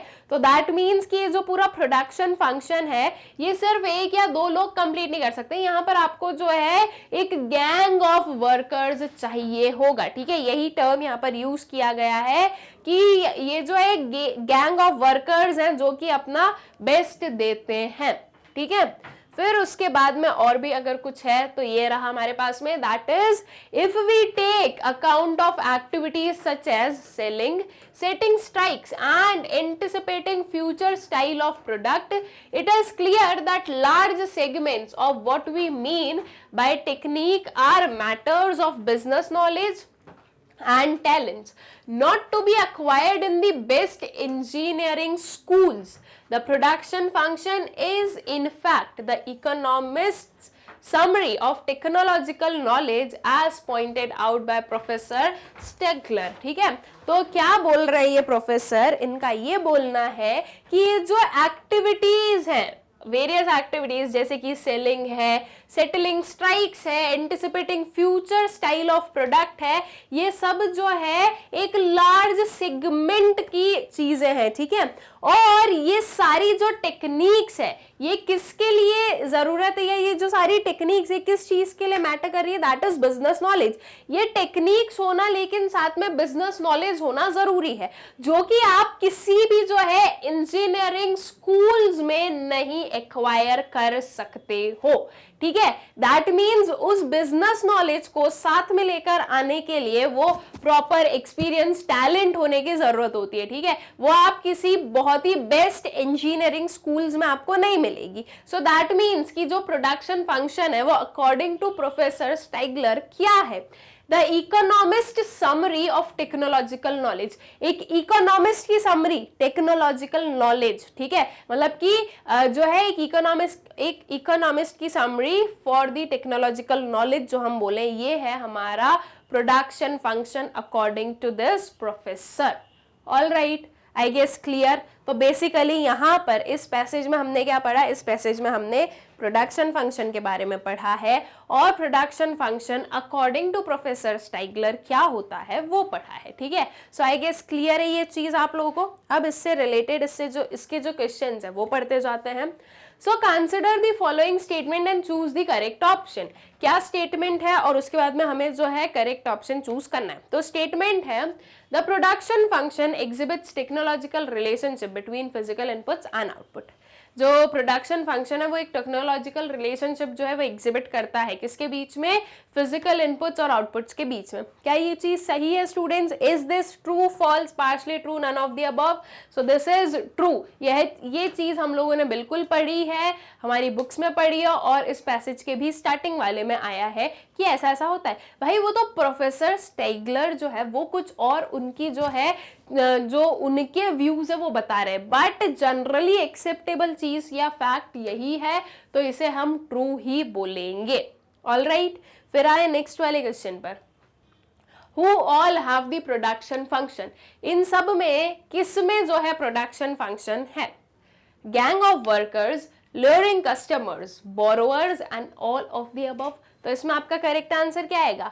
That would be all of the above. Gang of workers भी चाहिए आपको, ल्यूरिंग कस्टमर्स भी चाहिए, दैट मीन्स ऐसे कस्टमर्स भी चाहिए जो कि हमारे पास में क्या करें, जो कि हमारे पास में आए हमारे गुड्स खरीदने के लिए। बोरोवर्स की भी ज़रूरत है, अगर जो है बोरोवर्स नहीं होंगे तो हमें जो है कहीं से भी मनी या फिनेंस की ज़रूरत के लिए वो भी चाहिए। सो दैट मीन्स ये सारे ही जो है प्रोडक्शन फंक्शन का पार्ट है, राइट? तो इसमें आपका आंसर क्या हो गया? Your option D, that is all of the above. ठीक, फिर उसके बाद में नेक्स्ट आता है, the other name of law of production is. Law of production का जो अदर नेम है वो क्या है? ए ऑप्शन तो आपका वही बोल दिया, law of production. B option is law of variable proportion, C is law of producers variable, and D is none of the above. Correct answer हो जाएगा आपका option B, that is law of variable proportions. ठीक है, law of production basically क्या है आपका? Law of variable proportion होता है। ओके, फिर नेक्स्ट क्वेश्चन है, what is the meaning of production? Production का मतलब क्या होता है? So conversion of inputs into outputs, conversion of outputs into inputs, conversion of good into utility, and D is none of the above। बहुत ही easy इसका answer होगा कि production क्या होता है। प्रोडक्शन में हम करते क्या है स्टूडेंट्स? जो रॉ मटेरियल्स आते हैं, जो इनपुट्स आते हैं, उनको प्रोसेस करते हैं, उनमें वैल्यू एडिशन करते हैं और उसे एक फाइनल गुड, दैट इज उसे एक आउटपुट में करते हैं हम कन्वर्ट। तो क्या हो रहा है प्रोडक्शन में? इनपुट आया, उसे कन्वर्ट किया गया आउटपुट में। So conversion of input into output is known as, या फिर is the meaning of production, right? तो इसका करेक्ट आंसर क्या होगा? Your option A, that is conversion of inputs into outputs. All right, I guess clear है अच्छे से question आप लोगों को। फिर नेक्स्ट वाला क्वेश्चन क्या है, अब आया कुछ हमारे पास में असर्शन और रीजन बेस्ड क्वेश्चन। तो बेसिकली असर्शन और रीजन बेस्ड क्वेश्चन जो होते हैं उन्हें हमें सॉल्व कैसे करना होता है, आई गेस अब तो आप लोग बहुत अच्छे से सीख चुके हो। दैट इज सबसे पहले आपको जो है पढ़ना होगा असर्शन को, डिटरमाइन करना होगा ट्रू है या फॉल्स है। उसके बाद में रीजन को पढ़ना है, डिटरमाइन करना है ट्रू है या फॉल्स है। फिर उसके बाद में अगर दोनों ही ट्रू निकल जाए तो फिर आपकी नेक्स्ट स्टेप क्या होगी, नेक्स्ट स्टेप होगी आपको ये देखना है कि क्या ये जो रीजन है ये आपके असर्शन को करेक्टली एक्सप्लेन कर रहा है या नहीं कर रहा है। अगर आपका जो रीजन है वो आपके असर्शन को करेक्टली एक्सप्लेन करता है तो आपका जो ऑप्शन ए है ये बनता है करेक्ट। अगर आपका जो रीजन है वो आपके असर्शन को करेक्टली एक्सप्लेन नहीं करता है तो आपका जो ऑप्शन बी है ये बनता है करेक्ट। या फिर इसके अलावा दो केसेस हो सकते हैं कि आपका असर्शन ट्रू है, रीजन फॉल्स है, तो ऐसे केस में आपका जो ऑप्शन सी है ये होता है करेक्ट। और इसके अलावा एक और केस क्या हो जाएगा कि आपका रीजन ट्रू है और असर्शन जो है वो फॉल्स है, तो इस केस में आपका ऑप्शन डी हो जाता है करेक्ट। ठीक है, तो ऐसे करके हमारे ये चार ऑप्शंस होते हैं in assertion and reason based questions, and ये जो आपके चारों ऑप्शंस है ये एज इट इज सेम ही रहते हैं, इनमें कोई भी चेंजेस नहीं होते हैं। तो अब चलो असर्शन और रीजन पढ़ते हैं। असर्शन क्या है, under returns to factor, factor ratio continues to change. जो रिटर्न्स टू फैक्टर है उसमें जो फैक्टर रेशियो है वो चेंज होता रहता है, दैट कंटिन्यूज टू चेंज। ठीक है, एंड उसका रीजन है there exist both fixed and variable factors in returns to a factor. क्या दोनों ही जो हमारी स्टेटमेंट्स है ये ट्रू है क्या? देखो भाई, असर्शन जो बोल रहा है that is under returns to a factor, factor ratio continues to change, ये बिल्कुल ट्रू है। ट्रू क्यों है? क्योंकि यस रिटर्न्स टू फैक्टर में क्या हो रहा है, fixed factor is kept fixed और जो आपका वेरिएबल फैक्टर है वो बढ़ता जा रहा है। तो ये जो आपका फैक्टर रेशियो है वो क्या हो रहा है, चेंज होता रहता है, क्योंकि आप उसमें जो है वेरिएबल फैक्टर को बढ़ाते जाते हो और फिक्स्ड फैक्टर फिक्स्ड ही रहता है। तो आपका जो असर्शन है वो है ट्रू। आपका जो रीजन है वो बोल रहा है कि there exist both fixed and variable factor in returns to factor. क्या ये चीज सही है? यस, ये भी बिल्कुल ट्रू है कि आपके जो है फिक्स्ड और वेरिएबल दोनों ही फैक्टर्स होते हैं रिटर्न्स टू फैक्टर में। अब आपको ये बताना है कि क्या ये जो रीजन है ये इसको करेक्टली एक्सप्लेन कर रहा है। तो देखो, आपका जो असर्शन है वो बोल रहा है कि रिटर्न्स टू फैक्टर में जो है फैक्टर रेशियो चेंज होता रहता है। क्यों चेंज हो रहा है? क्योंकि जो रिटर्न्स टू फैक्टर है उसमें फिक्स्ड और वेरिएबल फैक्टर दोनों ही होते हैं। तो जब फिक्स्ड और वेरिएबल फैक्टर दोनों ही होते हैं तो ऐसे केस में क्या होता है, ऐसे केस में जो आपके ये जो रेशियो है, फैक्टर रेशियो, ये चेंज होते रहते हैं। ऑलराइट, सो इसीलिए आपका जो ऑप्शन ए है ये बनता है correct, that is both A and R true and R is the correct explanation of A. ठीक, आई गेस क्लियर है अच्छे से क्वेश्चन आप लोगों को, कैसे आपने इसको सॉल्व किया, कैसे असर्शन रीजन आपको सॉल्व करने होते हैं। आई गेस ये चीज हो गई है आप लोगों को अच्छे से क्लियर। ठीक है, विद दिस हम लोग क्या कंप्लीट करेंगे, अपना ये जो केस स्टडी पर बेस्ड जो क्वेश्चंस है अभी नहीं खत्म हुए, एक और बच गया है। ठीक है, रुको एक और को कंप्लीट करते हैं, फिर उसके बाद में जो है एंड होंगे हमारे ये केस स्टडी पर बेस्ड क्वेश्चंस। तो चलो एक और क्या क्वेश्चन है, एक और क्वेश्चन है हमारे पास में, वही same assertion reason based question है। देख लेते हैं क्या गिवन है। असर्शन आपका गिवन है in the short run production function there are both fixed and variable factor. Short run production function में फिक्स्ड और वेरिएबल फैक्टर्स दोनों ही होते हैं। क्या ये चीज सही है? यस, ये बिल्कुल ट्रू है। We know short run production function में दो फैक्टर्स ऑफ प्रोडक्शन होता है, दैट इज एक होता है फिक्स्ड, एक होता है वेरिएबल। उसके बाद में रीजन क्या बोल रहा है, law of variable proportion runs in long run in the field of production. जो लॉ ऑफ वेरिएबल प्रोपोर्शन है वो लॉन्ग रन में वर्क करता है फील्ड ऑफ प्रोडक्शन में। क्या ये ट्रू है? Not at all, this is false. ये फॉल्स क्यों है? Because law of variable proportion में तो आपके कुछ फैक्टर्स जो हैं, कुछ फैक्टर्स ऑफ प्रोडक्शन जो फिक्स्ड होते हैं, कुछ आपके वेरिएबल होते हैं। तो जब कुछ वेरिएबल और कुछ जो है क्या है फिक्स्ड है, तो ऐसे केस में तो वो शॉर्ट रन का होता है, लॉन्ग रन कहाँ से आ गया, right? So your reason is what, your reason is false. ठीक है, तो आपका इसमें करेक्ट आंसर क्या होगा, your option C, that is A is true but R is false. ठीक, क्लियर है क्वेश्चन अच्छे से? बहुत ही इजी सा क्वेश्चन था। अब हम लोग जो है अपने ये जो केस स्टडी बेस्ड क्वेश्चंस हैं इनको कंप्लीट करते हैं। That means I hope so कि ये जो केस स्टडी है और उस पर जो बेस्ड क्वेश्चंस थे ये आप लोगों को हो गए अच्छे से क्लियर, ठीक है। अब नेक्स्ट वाले क्वेश्चन पर आ जाते हैं। अब नेक्स्ट क्वेश्चन क्या है? नेक्स्ट क्वेश्चन में हमारे पास में दो क्या है, हमारे पास में जो है दो क्वेश्चन है, इसमें दोनों को ही हमें करना होगा आंसर। क्या है फर्स्ट वाला? Why is total variable cost curve inverse S shaped? ठीक है, दैट मीन्स जो हमारा टोटल वेरिएबल कॉस्ट का कर्व होता है, राइट, ऐसा कर्व होता है हमारे पास में लाइक दिस। तो हमें ये बताना है कि ये इनवर्सली एस शेप्ड क्यों है, ठीक है। Why is it inversely S shaped? ये ऐसा क्यों बनाते हैं हम, ठीक है, तो ये हमें बताना है। उसके अलावा जो सेकेंड क्वेश्चन है वो क्या है? What is average fixed cost of the firm? Why is an average fixed cost curve a rectangular hyperbola? Explain with the help of a diagram.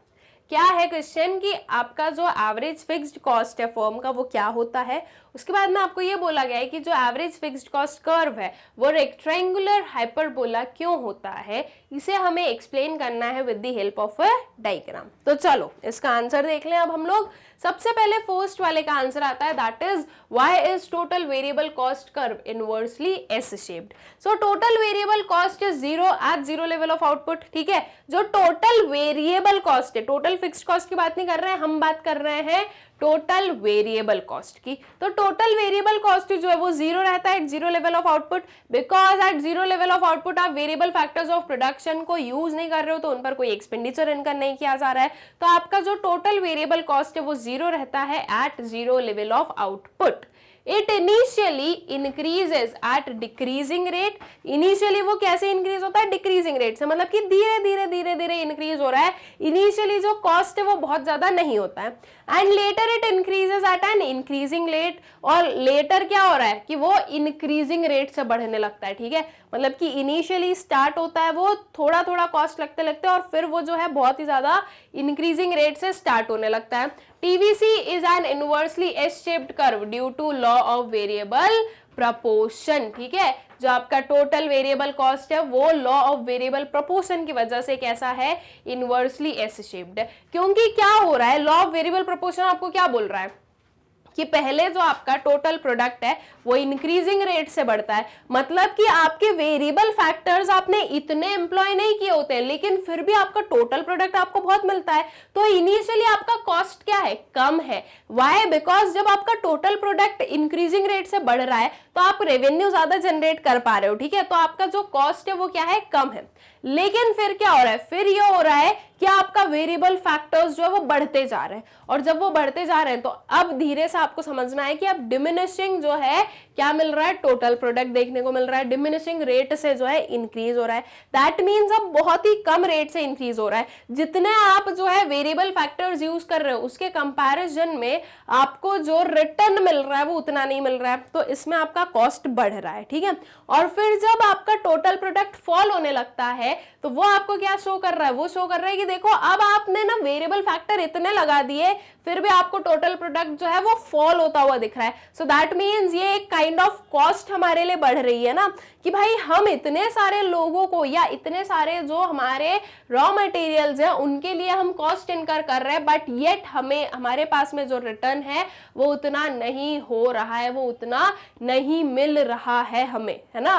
So that means what, कि आपका जो total cost है वो initially जो है increasing rate से increase नहीं होता है, वो धीरे धीरे रेट से इंक्रीज होता है, वो डिक्रीजिंग रेट से इंक्रीज हो रहा है। लेकिन फिर जो टोटल कॉस्ट है, जैसे जैसे आप वेरिएबल कॉस्ट को बढ़ाते जाते हो तो आपका जो टोटल कॉस्ट है वो इंक्रीजिंग रेट से इंक्रीज होना स्टार्ट कर देता है। इसलिए ये कैसा कर्व बनता है? This is an inversely S shaped curve, ठीक है। ऐसे जाकर और ऐसे जाते हैं। इनवर्सली एस शेप्ड क्यों बोल रहे हैं? जैसे कि ये हमारा कर्व हम बनाते हैं तो कुछ ऐसा कर्व बनता है, तो अब आप बोलोगे मैडम ये तो ऐसा ही तो बनता है, this is not the inversely S shaped, but this is why inversely, क्योंकि हमने स्टार्ट यहां से किया है और एंड ऐसे कर रहे हैं, तो हमने तो इनवर्स वे में ही बनाया ना उसे। आपको ऐसे फिगर नहीं देखना है, हमने बनाया उसको ऐसे है, इस वे से हमारा जो एनालिसिस चल रहा है, इसलिए वो इनवर्सली एस शेप्ड होता है। All right, so I guess clear है आपको जो इसका फर्स्ट वाला पार्ट है ये। अब आते हैं इसके सेकेंड वाले पार्ट पर, that is average fixed cost क्या होता है फर्म का, और ये जो एवरेज फिक्स्ड कॉस्ट कर्व है ये रेक्टेंगुलर हाइपरबोला क्यों बनता है। तो चलो इसका आंसर देख लेते हैं, that is per unit fixed cost is known as average fixed cost. ठीक है, जो पर यूनिट फिक्स्ड कॉस्ट है उसे हम क्या बोलते हैं, that is we call average fixed cost, as the value of total fixed cost doesn't vary at any level of output in short run, and if it is divided by an incremental number, the result would be diminishing with the same proportion as that of proportion of increase in the number of units, and the product will be same. All right, क्या बोल रहे हैं हम कि भाई average fixed cost हमने समझा दिया कि वो होता है पर यूनिट फिक्स्ड कॉस्ट। ठीक है, पर यूनिट जो है फिक्स्ड कॉस्ट अगर आप निकालोगे तो वो आता है आपका एवरेज फिक्स्ड कॉस्ट। उसके बाद में उसका रेक्टेंगुलर हाइपरबोला होने के पीछे का रीजन जो है वो हमें बताना है। तो जैसे आपका टोटल फिक्स्ड कॉस्ट जो है वो कैसा रहता है, फिक्स्ड रहता है शॉर्ट रन में, तो वो फिक्स्ड है, लेकिन जो नंबर ऑफ वेरिएबल आउटपुट है, सॉरी जो नंबर ऑफ वेरिएबल फैक्टर्स है या हम बोले आउटपुट है, वो क्या हो रहा है, वो हो रहा है इंक्रीज। तो आप जो हो total fixed cost divided by units of output करोगे तो आपको मिलेगा आपका एवरेज फिक्स्ड कॉस्ट, राइट। तो आपके जो आउटपुट है वो बढ़ते जा रहे हैं, बट आपका जो फिक्स्ड कॉस्ट है वो तो फिक्स्ड ही है। तो इस केस में आपको देखने को मिलता है कि आपका जो एवरेज फिक्स्ड कॉस्ट है वो कम होता जा रहा है। ठीक है, और वो किस प्रपोर्शन से कम हो रहा है, वो जितना आपका आउटपुट इंक्रीज हो रहा है उसी सेम प्रपोर्शन से आपका जो एवरेज फिक्स्ड कॉस्ट है वो आपको रिड्यूस होता हुआ दिखेगा। ठीक है, तो इसलिए ये एक रेक्टेंगुलर हाइपरबोला बनता है। रेक्टेंगुलर हाइपरबोला में ये जो एरिया होता है ये सेम होता है। ठीक है, ये एक सेम एरिया होता है, इसलिए हम इसे रेक्टेंगुलर हाइपरबोला कहते हैं। ठीक, सो आई गेस क्वेश्चन आप लोगों को अच्छे से क्लियर है, एवरेज फिक्स्ड कॉस्ट भी अच्छे से क्लियर है, एंड टोटल वेरिएबल कॉस्ट भी आप लोगों को अच्छे से जो है क्लियर हो गया है। Since TFC remains the same at different levels of output, AFC falls at the level of output is increased. The AFC keeps on falling as the level of output increases. AFC can never become zero. ठीक है, यही चीज जो मैंने अभी आपको explain करी कि जो TFC है वो सेम है डिफरेंट लेवल ऑफ आउटपुट्स पर। ठीक है, तो इसके लिए जो AFC वो फॉल होता है जैसे जैसे लेवल ऑफ आउटपुट इंक्रीज होता जाता है वैसे। तो ये जो AFC है ये फॉल होता रहेगा जब जैसे जैसे आउटपुट इंक्रीज होगा, बट AFC जो है वो कभी भी जीरो नहीं हो सकता। वो जीरो क्यों नहीं हो सकता, क्योंकि आपका TFC कभी भी जीरो नहीं है और आपके जो यूनिट ऑफ आउटपुट है वो भी जीरो नहीं है। ठीक है, इसलिए जो है आपका AFC कभी भी जीरो नहीं होता है। All right, I guess clear है क्वेश्चन अच्छे से आप लोगों को। विद दिस हम लोग एंड करते हैं हमारे ये जो मोस्ट इंपॉर्टेंट क्वेश्चंस थे ऑफ आर दिस चैप्टर। ठीक है, एंड आई होप सो कि आप लोगों को अच्छे से सब कुछ क्लियर हो गया होगा। ये जो हमारा चैप्टर था प्रोडक्शन एंड कॉस्ट, पूरा चैप्टर अच्छे से क्लियर हो गया होगा। अब एक छोटी सी चीज जो मैं आप लोगों को कहना चाहूंगी, दैट इज जैसे आप लोगों ने आपका जो चैनल है मैग्नेट ब्रेन्स इसे सपोर्ट किया है, वैसे ही हमारा जो एक और चैनल है that is magnet brains Hindi, आप लोग अपना सपोर्ट इसे भी दें और इस चैनल को आप लोग करें सब्सक्राइब। इस चैनल पर आप लोगों को मिलेंगे हिंदी मीडियम में सारे ही सब्जेक्ट्स, सारी क्लास के सारे सब्जेक्ट्स अवेलेबल इन हिंदी आप लोगों को मैग्नेट ब्रेन्स हिंदी पर मिलेंगे। तो आप लोग इसे सब्सक्राइब करें, इस चैनल को ज़्यादा से ज़्यादा स्टूडेंट्स के साथ में शेयर करें।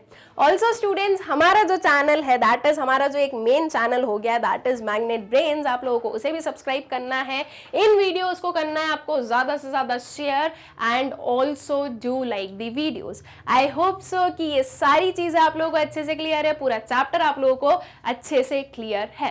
थैंक